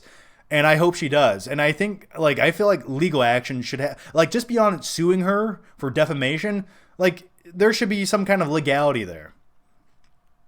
Also, speaking of that, I had an interesting thought. I don't think Amber Heard should be in the next Aquaman movie based on that. You know, I thought she was fine in the first movie, but I think they should recast her character in the next Aquaman movie. And someone put this out there. They should have Daenerys Targaryen from Game of Thrones come back and play that character in Aquaman. Wouldn't that be perfect? She looks right. She looks very similar to Amber Heard, but it would be like a nice reunion from like the first season of Game of Thrones. Maybe it doesn't happen as violently and the love scenes aren't as aggressive, but nevertheless, I think that would be a good casting choice to recast Amber Heard in the next Aquaman movie. Have you ever seen The Cable Guy? I have seen The Cable Guy. I love that movie. It's sort of underrated. People don't like it, but something about it always fascinated me, especially as a kid, because you don't really understand. Like, for me, like, I'm a weirdo, okay? So when we had cable, I was like, oh, this is sort of like an insight to, like, the guy who installed our cable. This is what his life is like. That's what I thought in 1996. But yeah, I liked the Cable Guy. I don't think it's that great of a movie. But Matthew Broderick. Am I saying that right? I feel like I'm saying it wrong. Matthew Broderick. If I'm saying it wrong, don't correct me. I've always really liked him as an actor. I think it's because I grew up with Saving Ferris Bueller, or Ferris Bueller's Day Off. So I always sort of liked him as an actor, and I think that's why I also like The Cable Guy so much. And plus the scene where they're in a medieval or whatever, eating at the medieval restaurant, that's great.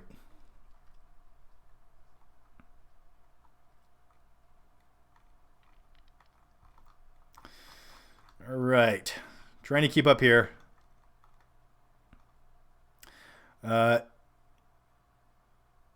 You missed my Streamlabs comment. Yeah, because Streamlabs is not popping up with anything here. They're not showing me anything. I'm trying to keep up.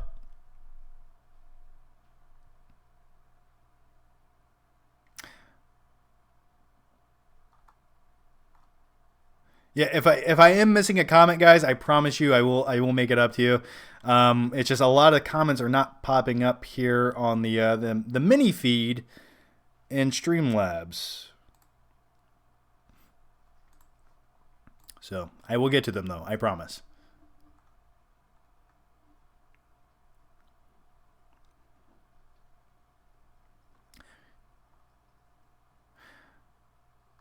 What's your favorite movie so far from 2020? I don't know. I mean, we haven't really gotten much, have we? We're only a month or two into it. I don't know, like Bad Boys for Life. I don't know. I'm hoping for some like really good movies to finally come out. I'm really looking forward to Quiet Place 2. Like, I'm really looking forward to that. I think I'm hoping that's good. I hope it's even better than the original. So yeah.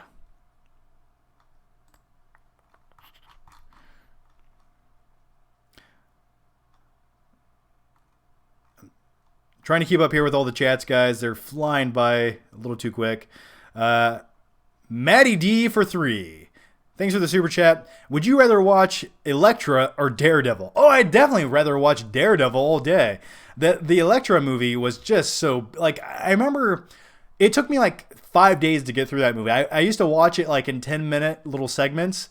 Just so bad. The original Daredevil, Ben Affleck, is bad, but and also that teeter-totter scene is just really bad, but I enjoyed it overall, and I always liked the theme, Daredevil, Daredevil, go! Like, I liked that, and there's some little moments in that movie where it's fun to watch. It's a bad movie, but at times it does have little redeeming qualities.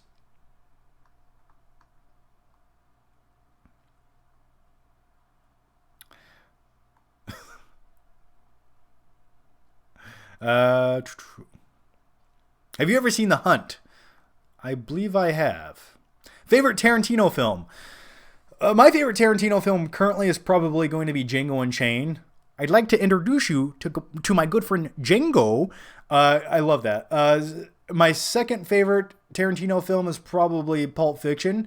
And also, I think a very underrated Tarantino film is The Hateful Eight. The first time I watched that film, I liked it. Then I rewatched it over and over and over on Netflix. And I don't know why. I just sort of got addicted to that movie. And I'm sort of a sucker for films that have like a kind of a close setting, cozy environment that take place in one location. I've always really enjoyed movies like that because the performances and actors have to really like up their game to stand out and make the movie captivating to watch. And that's what The Hateful Eight does. It's like I notice little new details about that movie every time I watch it.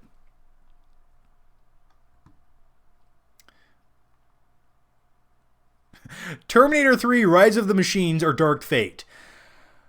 Ugh. I'm gonna go with I'm probably going to go with Terminator: Rise of the Machines. I think Dark Fate was just too bad. It was just too bad. It was like when you undo the best movie in your franchise in the first 10 seconds of this new movie, that's like a smack in the face to everybody. That's a smack in the face to the fans. And I was offended by that. So yeah, I hated Dark Fate. I think it was almost intentionally the worst movie they could have made for a new Terminator movie. So yeah, I hated it. I would much rather watch Rise of the Machines. At least it tried a few new ideas. And the other thing is, the ending to Dark Fate, or the ending to Rise of the Machines, where they go down in that bunker. I wish I could have watched a whole movie about that. I wish an hour-long movie would just take place in that bunker underground with John Connor. So yeah, I liked that about it. So I would probably go with Rise of the Machines. But I also think Salvation is a little bit underrated as well.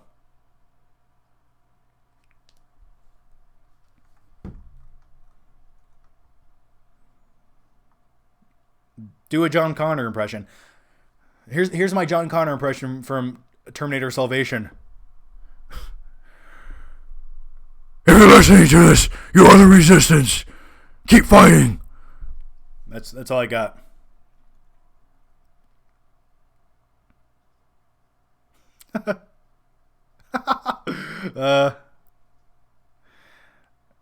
We talked about the Snyder Cut quite extensively. Yeah, the Batman voice. That's what he was doing as John Connor.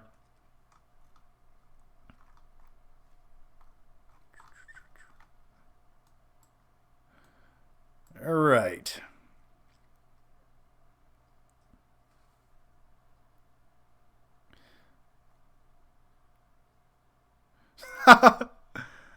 uh,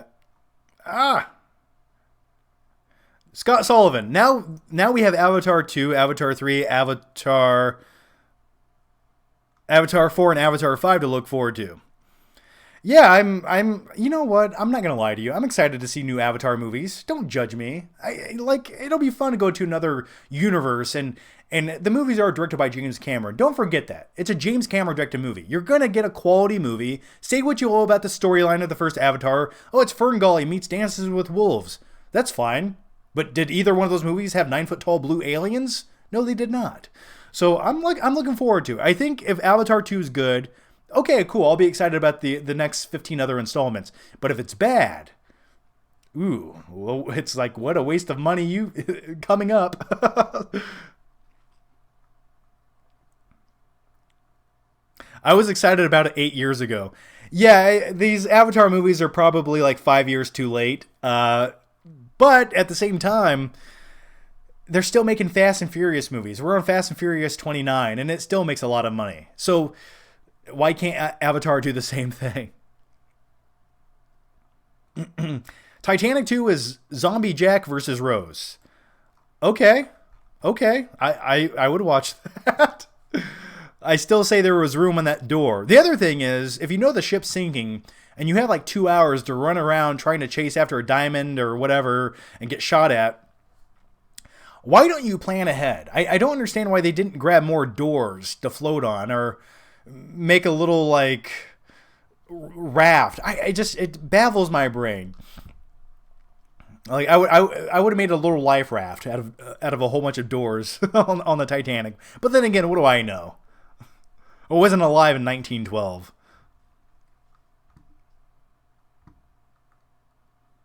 And once again, Front Page Tech, thank you. I love you too. And that was a very, very gracious super chat you left. Thank you. Thank you, John.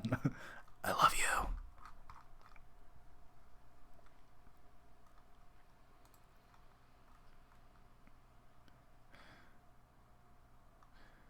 Have you seen the animated Batman versus Teenage Mutant Ninja Turtles movie?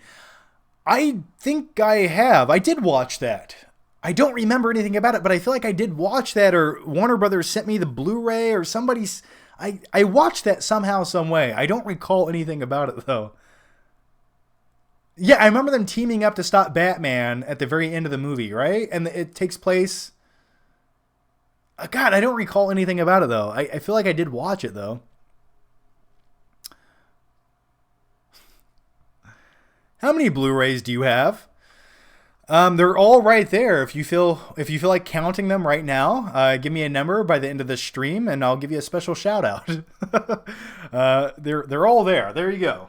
Take a screenshot and now go. I don't know, too many. I watch like 5% of them. Put it that way. The rest of them are just there for the sake of making me look cool and making me feel better about who I am and what I'm doing in life.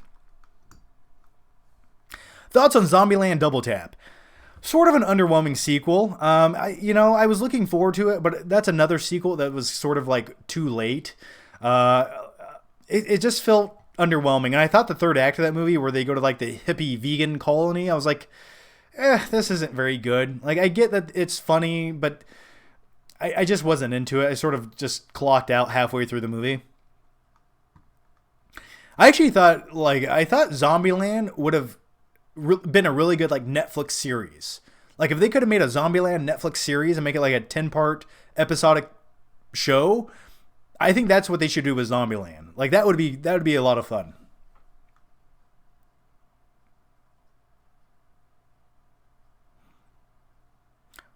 Would you like to see a Jared Leto Joker again? Next question.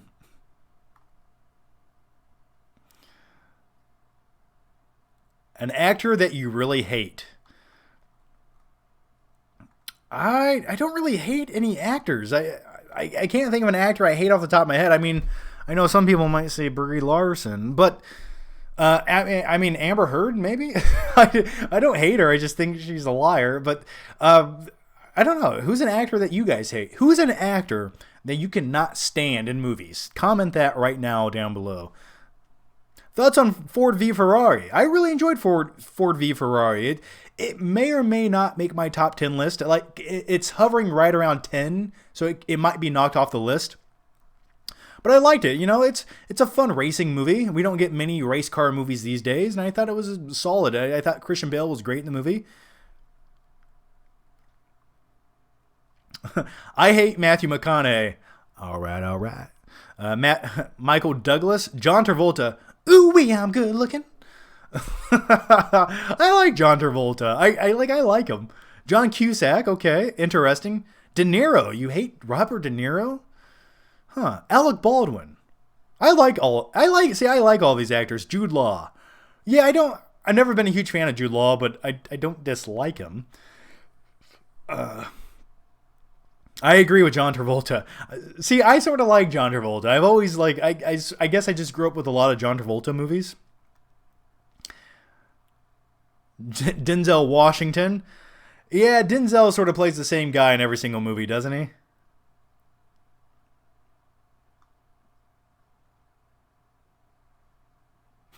Oh no! Someone said Kevin Spacey. We don't speak of Kevin Spacey here. Elizabeth Banks, Michelle Williams. These are solid choices, guys. Jedi Knight and friend to Alita. Thank you for the super chat. Just got back from the gym and car was stolen last year. Put on like 50 pounds. Can you make a gym video for burning fat? Planet Fitness hydro beds rule. What? Just got back from the gym after car was stolen last year. Wow, your car was stolen, man? That sucks. I hope you had insurance and you got more money so you could buy a cooler car. That's what I'm hoping happens. So if you guys want to steal my car, I'll just leave it unlocked. Do as you please. But yeah, Planet Fitness hydro beds are very... I haven't used one in a while, but I actually remember those just being like the best part. Like, if you guys don't know what a hydro bed is, it's like this soft bed you lay in, and it has water jets that massage you. That's the future, people. That's what I want in my house. So yeah, and as far as burning fat, the thing about fat, to lose weight, you just need to basically go into a caloric deficit. So you need to be burning more than you're consuming. So you might want to cut out carbs and maybe do like a keto diet, for example.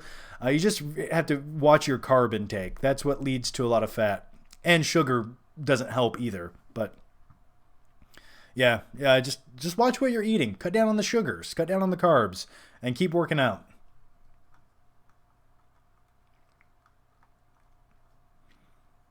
The next one comes from John Burkett. Thank you for the super chat, John. I'll do it just for you. My name is Morgan Freeman, and you're watching the Flick Pick Live super chat. All right. Maybe I can do that better.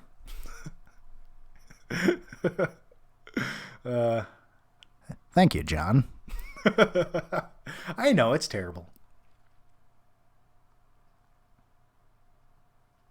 You hate The Rock? What?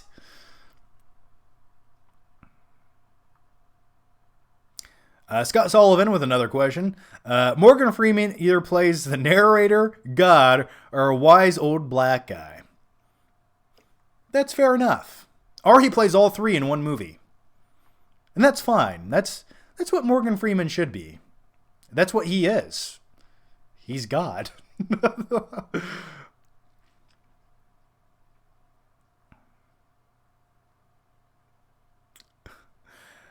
Help us pick a movie to watch. Okay. Help us pick a movie to watch. It versus Black Hawk Down on 4K. I never really loved Black Hawk Down. Just little things about it I didn't like. It's not bad. It's cool, but if you're gonna watch a war movie, that's probably not the one I would pick. I would definitely watch Saving Private Ryan on 4K or Gladiator on 4K. Watch Gladiator on 4K. Forget both of those movies. Go watch Gladiator 4K. My name is Maximus Decimus Meridius, father to a murdered son, husband to a murdered wife, and I will have my vengeance in this live stream or the next. Go watch that. But yeah, I'd probably watch the first. I'd watch the first It on 4K, sure, over Black Hawk Down. Go with that.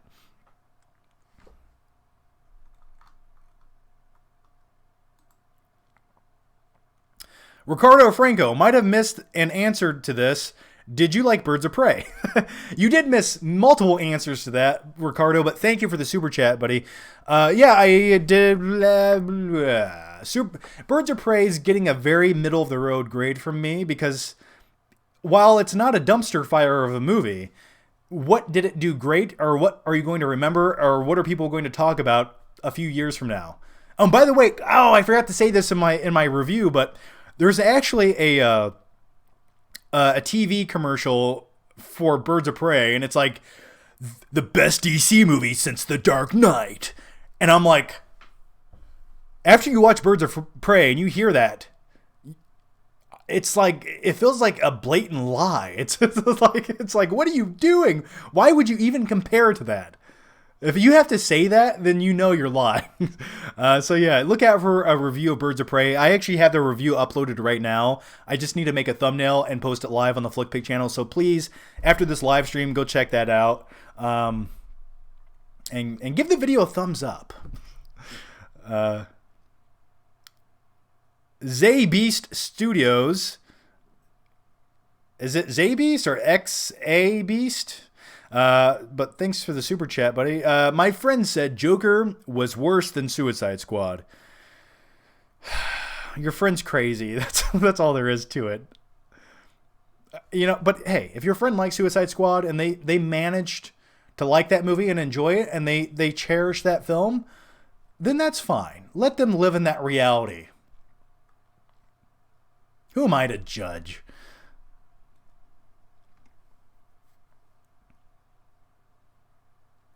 Have you seen the Fargo TV show? I have not. I've heard great things about it. I do want to watch the Fargo TV show eventually one day. There's so many shows to watch. It's hard to keep up. Do you use VR? I do not use VR. I've always wanted to check into it or try it out. I think it's kind of a fad, but it just looks like too much work. Like you got to put the headset on and turn everything on. It's just like, no, just implant something into my brain and I'll go that route. Have you seen Spring Breakers?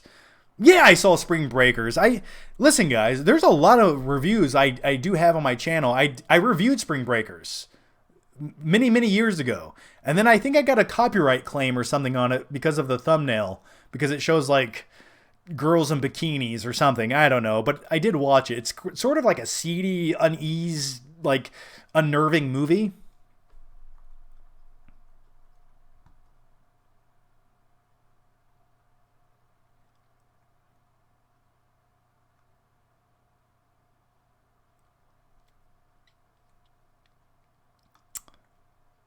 Are you excited for Venom 2? Um, yes, I'm gonna say yes. I am because I like Tom Hardy. Do I think the first Venom movie is good? No, no, I do not. Not at all. Hey, Mrs. Chan, I think it's a virus or something. Eddie, what we have to do is rip off his arms and turn him into a turd in the wind. That's my Venom recreation right there. It just, I thought the script of Venom was bad, but I do like the character of Venom, and I'm hoping the next one fixes the mistakes of the first movie.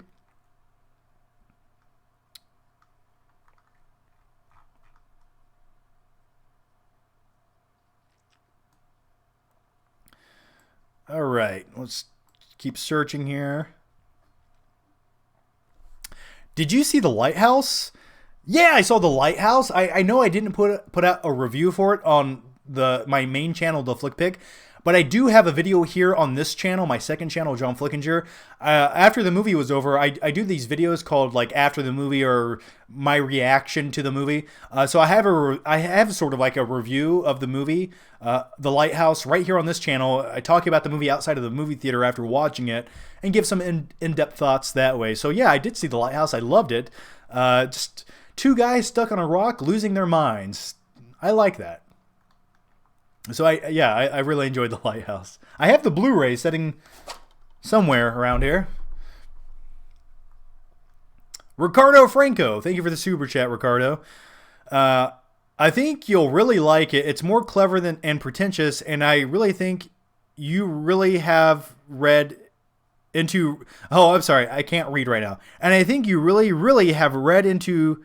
Think it's Rian Johnson's referencing the Last Jedi. The movie dunks on all kinds of political views. Okay, yeah, okay. You're talking about Knives Out. Yes. Sorry if I read that oddly. I feel like I'm getting dyslexia as I sit here longer. Like the more I sit here and read everything, I'm becoming dyslexic or something. Yeah. So Knives Out. I have not seen the movie yet. I did request the Blu-ray. And I'm gonna watch it. I hope it's good. I've heard mixed thoughts and feelings that it's a little too on the nose and a little too meta about some real life issues with Rian Johnson. And sometimes when a movie like tries to shoehorn in political views, it sort of takes you out of it. It's like, just tell us the story. I don't need to hear the thoughts that you're going to share on Twitter, Rian Johnson. But I haven't seen it yet, so I guess I can't really judge it, even though I am. But I do want to watch it. Hey, John, do you have a Letterboxd? I do not. But what I do have is I have a Stardust account, so follow the Flick Pick on Stardust.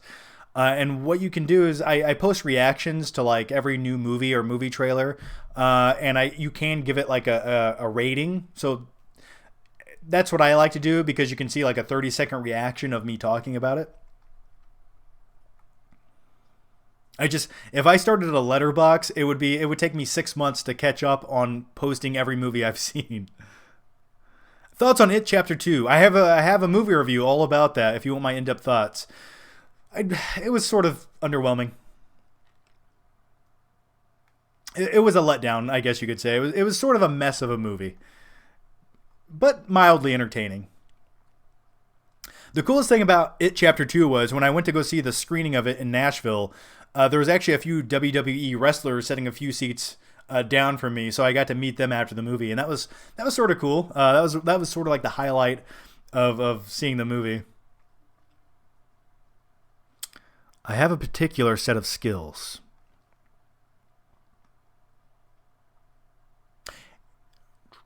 Thoughts on Matrix 4?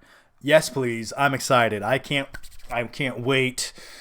And I'm gonna swallow that blue pill, baby. Yeah. So I'm looking. I've seen some on-set photos of them filming Matrix 4 in San Francisco, and some of the set photos look very interesting. There's also like this one video clip of this stunt of this guy on wires jumping off the side of a building, which that looks promising. So I cannot wait to check that out.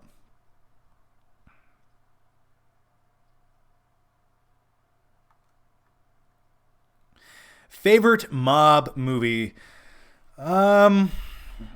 Maybe The Departed or Casino. A few of my favorite mob movies. Once Upon a Time in America is sort of underrated as well. Thoughts on Indiana Jones 5? I I'm looking forward to Indiana Jones 5. I think Spielberg, without Lucas whispering in his ear, giving him bad ideas like they did for Kingdom of the Crystal Skull, I think Indiana Jones 5 will redeem itself. And just give me one more solid adventure with Indiana Jones. That's all I want to see. Don't overdo it. Don't put aliens in it. Just give me a nice throwback to like Raiders. Make it grounded. Make it gritty. Do that. Thoughts on New Mutants? That movie's been in post-production hell since 2017. That movie should have come out 3 years ago. Yeah, I want to check it out, but at this point, who cares?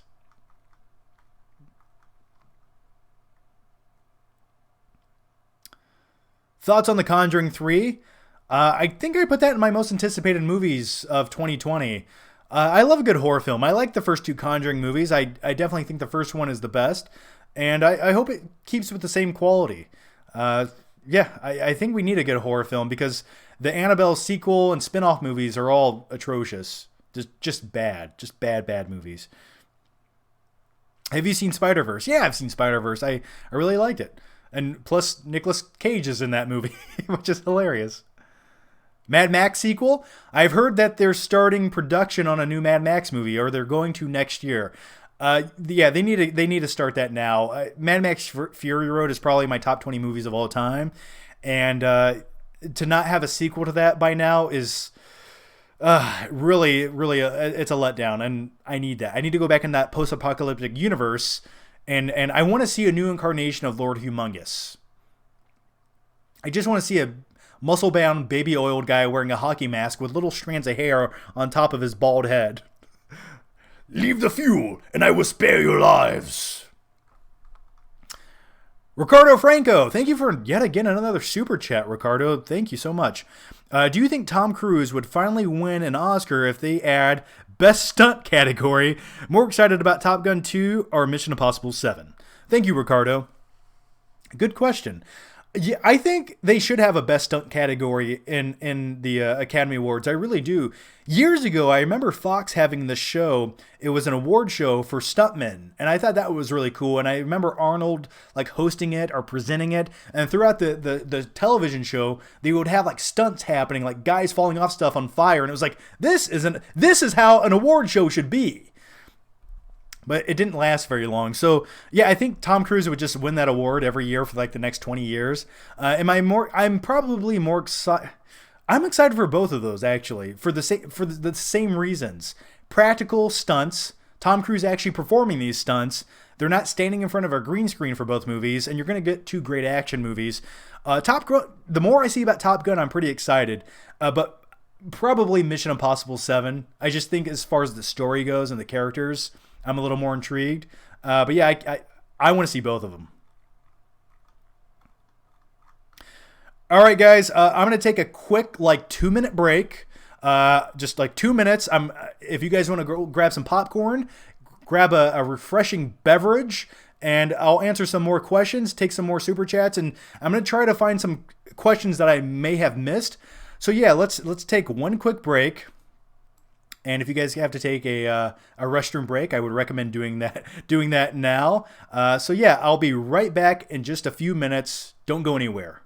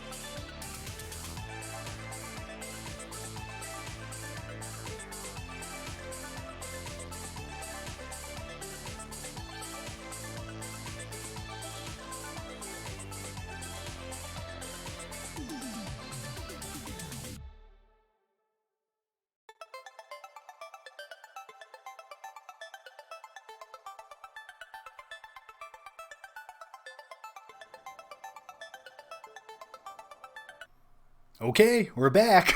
Hope you have your popcorn and something cold to drink. All right, guys. So a few quick super chats I missed, I believe so. I had them right here. Night King 01. Which is better, Lethal Weapon or Lethal Weapon 2?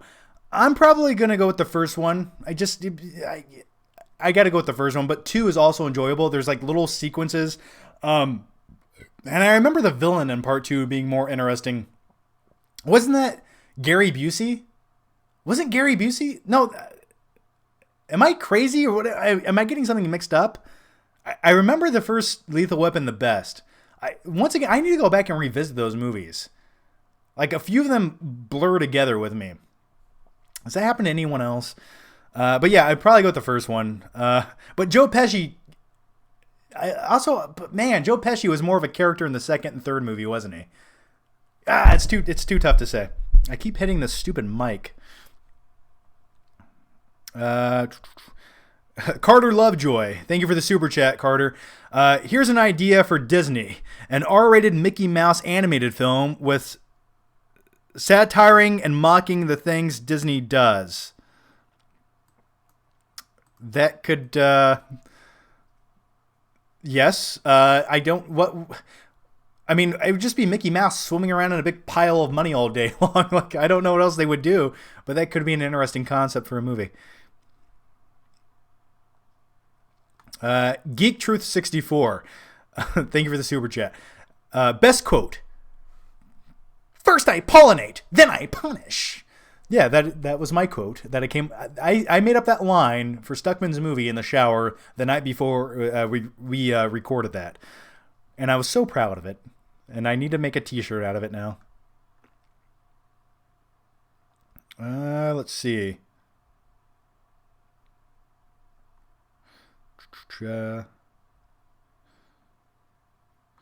I'm going through some of these.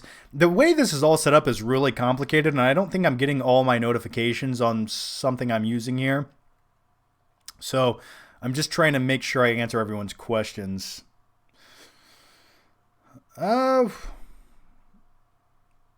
Favorite line from Roadhouse? Thought you'd be a lot bigger.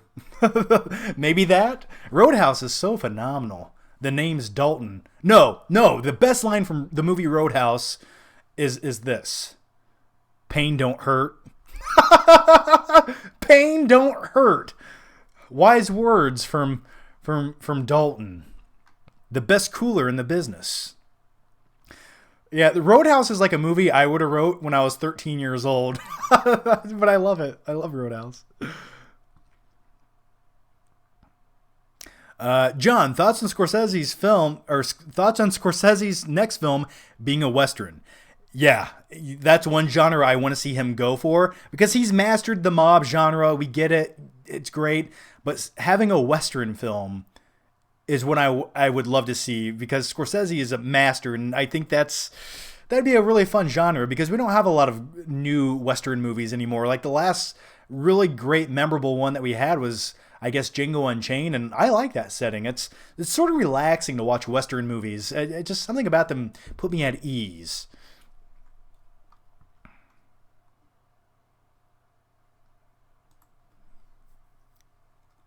Rob K, read my super chat, please. I'm looking, Rob. I'm looking so hard for it. Rob K, here it is. Rob K, thank you for the super chat. What is Nick Cage's cringiest performance? Oh, maybe Ghost Rider, Spirit of Vengeance, or whatever the heck that piece of trash was called.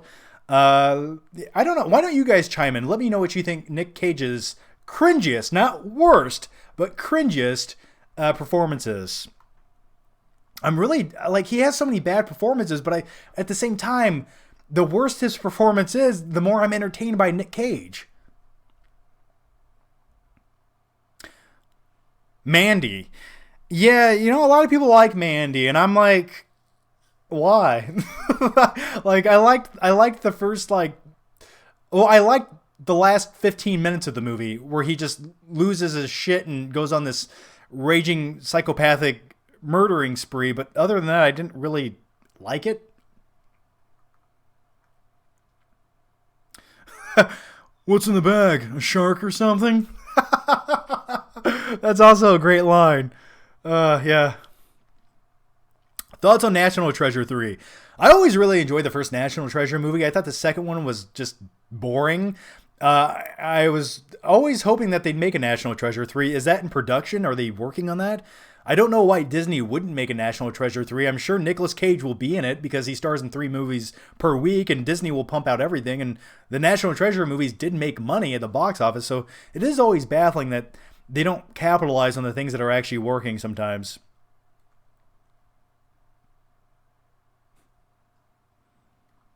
All right, guys, I'm going to answer. I'm probably going to do this for like 3, 4, maybe 5 more minutes.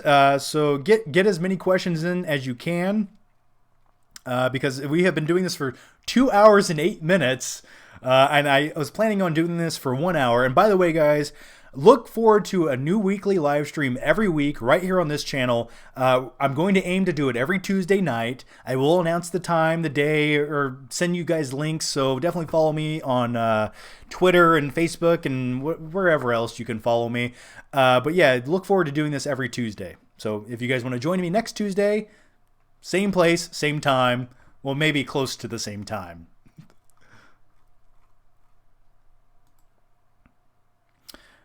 Azim the Dream Reviews. Man, you're killing it tonight with the questions. What is one thing you genuinely want to see in Batman and JW3?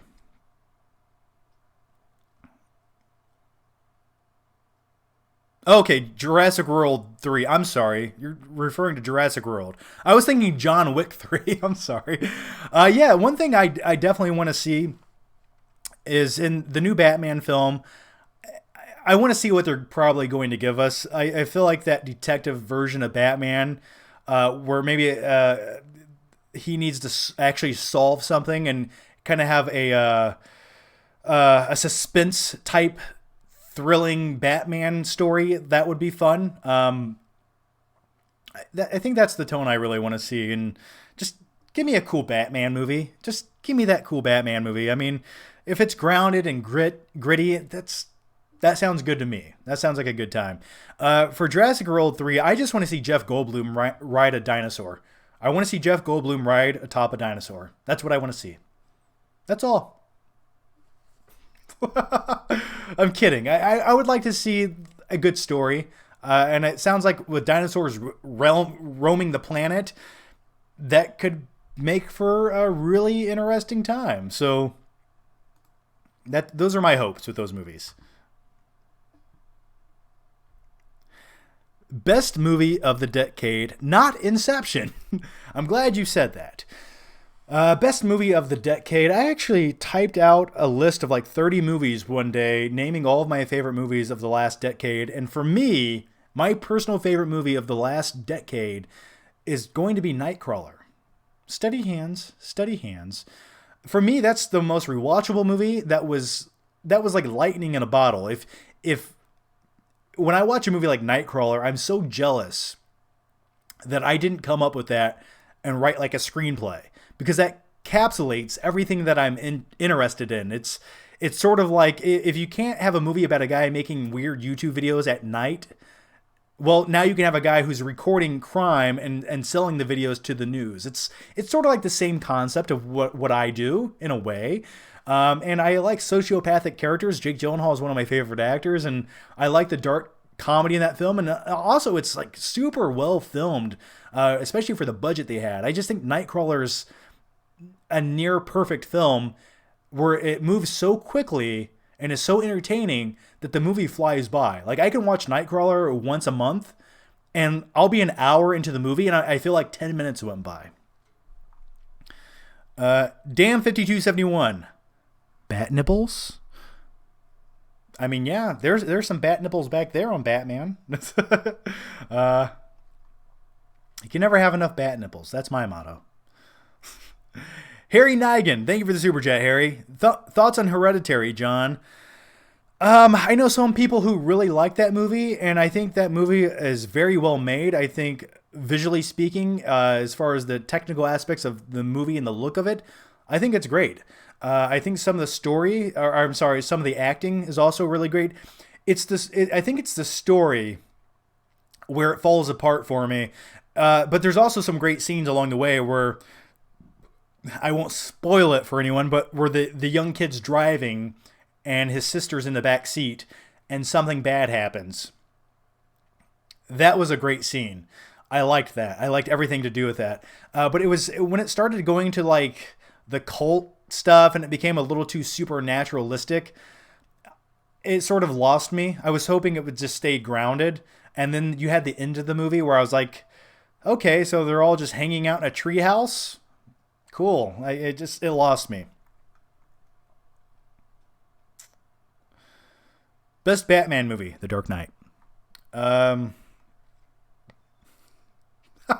am reading some questions. Even if I don't read them publicly, I am reading your questions, and some of these are highly entertaining.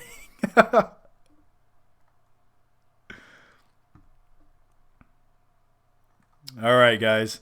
Let me make sure I'm not missing anything. Movie Squad. Thank you for the super chat, Movie Squad. Pick a movie you recast the entire film with cats. Did I already answer this? I already answered that. I'm sorry. But I wanted to read it again because it was such a good question. How about we recast the Avengers with cats? There you go. That'd be a good movie. I'd watch that. Damn5271, would you like to arm wrestle Stallone? Yeah, I think even old Stallone in his 70s would still kick my ass. Yes, please, though. I would like to do it. As long as I can bring some baby oil and we arm wrestle for custody of his son.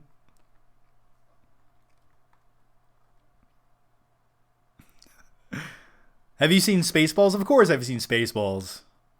I haven't watched it in a very long time, though. It's been a very, very long time.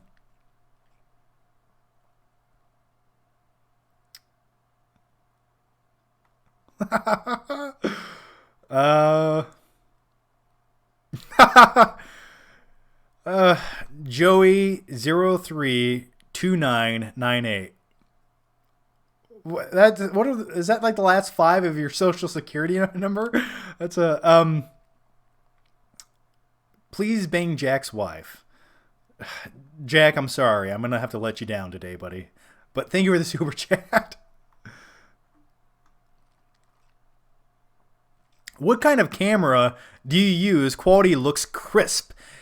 Yeah, so I'm actually using OBS software to make this live stream happen, and I'm actually using my Sony A6400 to record it. I have it all linked up with like an Elgato capture device.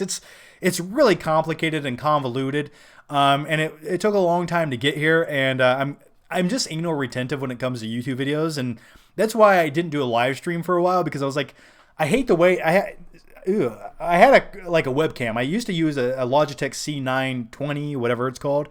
And I just hated the way that it looked. Like, I'm like, if you guys are going to watch me for 2 hours, at least watch me in 1080p. So that was my motto. So that's what I'm using now. And I really like the way that it looks. And I have a lot of lights and things happening because I'm all about ambiance. I like to set the mood, the tone. What was your first movie? I don't remember my first movie. I really don't. I just always remember like watching the 89 Batman movie on VHS all the time as a kid. And then I remember my parents would rent movies, and I remember like Turner and Hooch, watching that with my family as a kid. It's hard to like pin. I remember watching Dumbo a lot, the animated Dumbo film, quite often as a kid, as I had a dog named Boomer, and he was like a kind of a big dog. He was a boxer. That's the type of dog he was. And I used to lay on his stomach and watch Dumbo as a little kid. Some very, very fond memories of my childhood.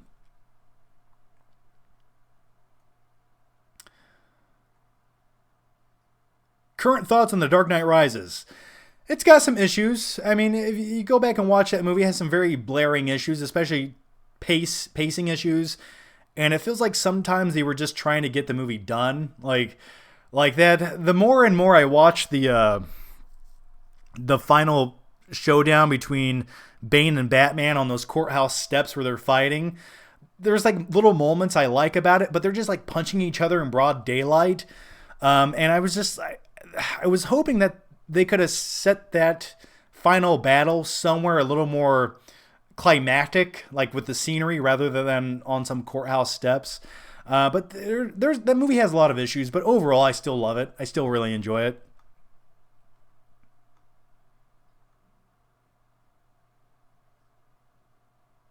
Okay, boomer. Ugh, I hate that term. I hate that term so much.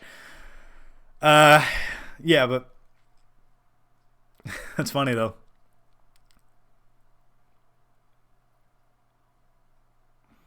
Production design, John, good in your opinion? Production design on which movie? On The Dark Knight Rises? Which movie are we referring to right here, Steven Spielberg? Production design on which movie? My production design? Do you like my production design? Yeah. The budget for this live stream was $6.5 million. And I'm not even really here right now. I'm actually a CG mocap version of John Flickinger, produced by Weta Digital and directed by James Cameron. So I wanted everyone to know that right now. Dunkirk or 1917? Probably, gosh, I'd maybe Dunkirk, honestly. I liked 1917. I liked every technical aspect about it, but as much of like they both share some of the same downfalls and they share a lot of the same positives. Like the technical aspects in both films are amazing, but then you have like the story and maybe like the character development, which is like a little bit lacking. But probably Dunkirk, I guess. Damn 5271. Best comedy you like that's underrated?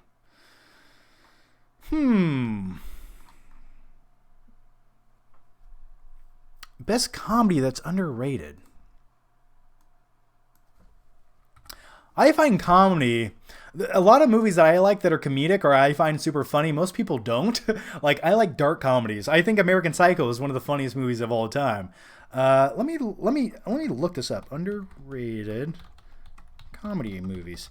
I mean, one of my favorites is Superbad, but I don't think it's underrated.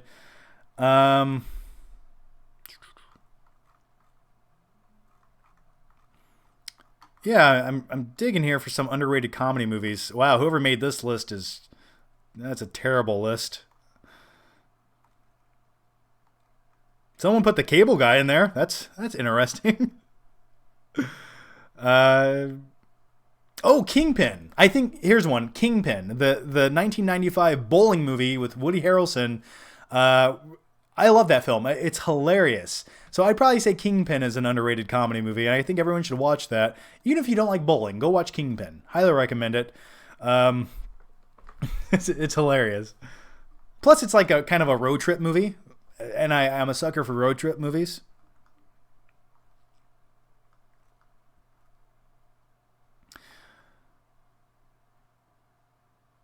All right, guys. So yeah, thank you guys for all the questions. Look out for an upcoming live stream next week on this channel and some new vlog videos along the way. And as soon as I'm done with this live stream, maybe in like 20-30 minutes or something, go over to the FlickPick channel and watch my Birds of Prey movie review if you guys want my deep thoughts on that movie. And leave a comment. I like to read your comments. And believe it or not, I'm one of those people on YouTube. I do read my comments. And I do appreciate them. Gosh, can't leave yet. I feel guilty if I leave all of a sudden. Worst movie of the decade. You guys put your worst movie of the decade. I want to know. Maybe the Fanatic. The Fanatic might be the worst movie of the decade. Wow, we have 322 people in here right now. Thank you guys for that. That's awesome. Have you seen Uncut Gems? Yes, I did. I did see Uncut Gems. I liked it. I liked Uncut Gems. I don't think it's like my favorite movie of the year, but I think it was definitely it was a nerve-wracking movie. It was intense to watch. It's one of those movies that makes you like feel uneasy. Midsummer, worst movie of the year, or of the decade. 2013 Texas Chainsaw. Let's see some other worst films of the decade. Where is Tiny Todd? Tiny Todd's dead. He's in a Blu-ray bin in hell. Someone said Avengers Endgame. Unfriended is the worst. Or Bye Bye Man could be another worst, right? Tammy. Yes. Yes, Tammy could be the worst movie of the year. What about Ghostbusters 2016? That could be a candidate. Oh, Fantastic Four Stick. Also a good one. Resident Evil, The Final Chapter. Also an atrocious abomination against humanity. I hated that as well. These are some good picks. Scott Sullivan says, I remember the Tiny Todd is my best friend song. I remember that too, Scott. I still go back and watch it. And if I make my decade montage of all the best hits of the flick pick, I will probably put that song in there. Movie 43. Yeah, that's... Ugh. The Emoji Movies. Someone said Joker. You're a liar. Yeah. What are some other movies on here? Come on.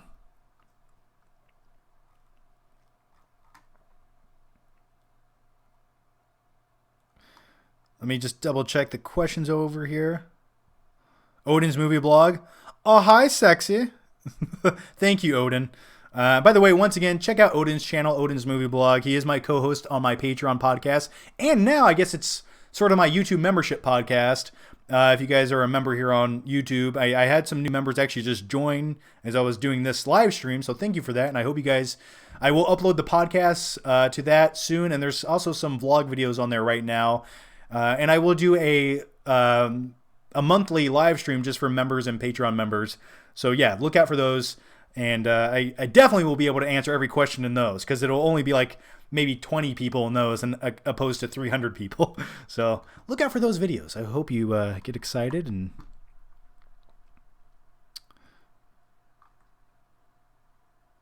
yeah, so hard to keep up with all the questions on here. I hate how this works.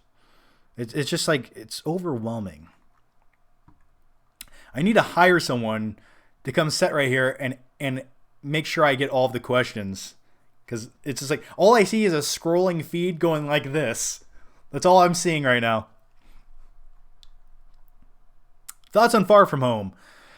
It was okay. I thought they sort of wasted Jake Gyllenhaal as the villain. I was like, you guys should really like give more. Like, if you're going to hire an actor of that caliber, give him more to do as the character.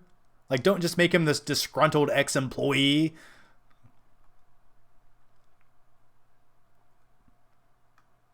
You're the man, John. Well, thanks, Max. You're the man, too. You need to put it on slow mode.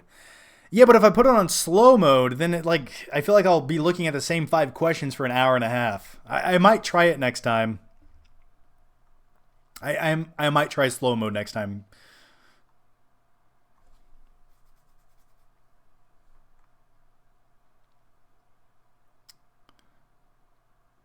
Do you still have that Deathstroke mask? I've moved 3 times since that. I don't think I do have it anymore. Actually, I know for a fact I don't. Hi from the border. Well, hi. How are you? Tenet, expectations. Yeah, I'm pumped for Tenet. That's my most... I put out a video of my most anticipated movies, and I'm pumped for that. I can't wait. Please, Nolan, just give me another good movie. That's all I'm asking for. That's all I need. Yeah, I can't wait for Tenet. Homecoming versus Far From Home. I prefer Homecoming. I liked the tone of that. I didn't like the locations and the settings Far From Home. I just didn't think they added much to the story to make it much more interesting. And plus, when you have a movie where basically the main villain of Far From Home were drones. Drones were the main villain. Think about it. Ugh. Are you going to see Tenet in IMAX? I hope I can. That's my goal. Predator versus Terminator. The Predator would probably win, but the Terminator is so much more charismatic. And essentially, you already had Predator versus Terminator in the first Predator movie. Do it! Do it now! By the way, say hi to Arnold, everybody. All right, guys. I think this is going to wrap it up for now. But thank you guys so much for all the questions. And thank you guys for everyone who left a super chat or a donation. Truly does mean a lot. And if I did miss any super chats or someone mentioned a Streamlabs donation, I will go find that and I will make sure to include that in a video, in like a vlog video or on the next live stream. I will start out answering all the ones that I missed if I did miss them. So please rest assured, I will definitely get to your questions. But hey guys, thank you for joining me for the last 2.5 hours. I only planned on doing this for an hour. But time flies when I get to interact with you guys and you get to look at my stupid, disgusting, ugly face on YouTube. As always, guys, thank you for watching. It blows my mind that we could do this, and I hope you guys enjoyed the new live stream. I hope you guys like the video quality, the lighting, and give this live stream a like. If you're here watching it, just give just a quick thumbs up. That's all I'm asking. It helps that stupid YouTube algorithm. It helps put this video in front of more people, and I would appreciate it. So... wow. All right. Where you spill your beans. Yes. I love Willem Dafoe. Your face is beautiful. Thank you. All right, guys. Thank you for watching. As always, I do appreciate it. I'm going to shut up now. I'm going to let you guys go. But yeah. I'll see you guys next time. Take care. I hope you enjoyed the live stream. And bye-bye.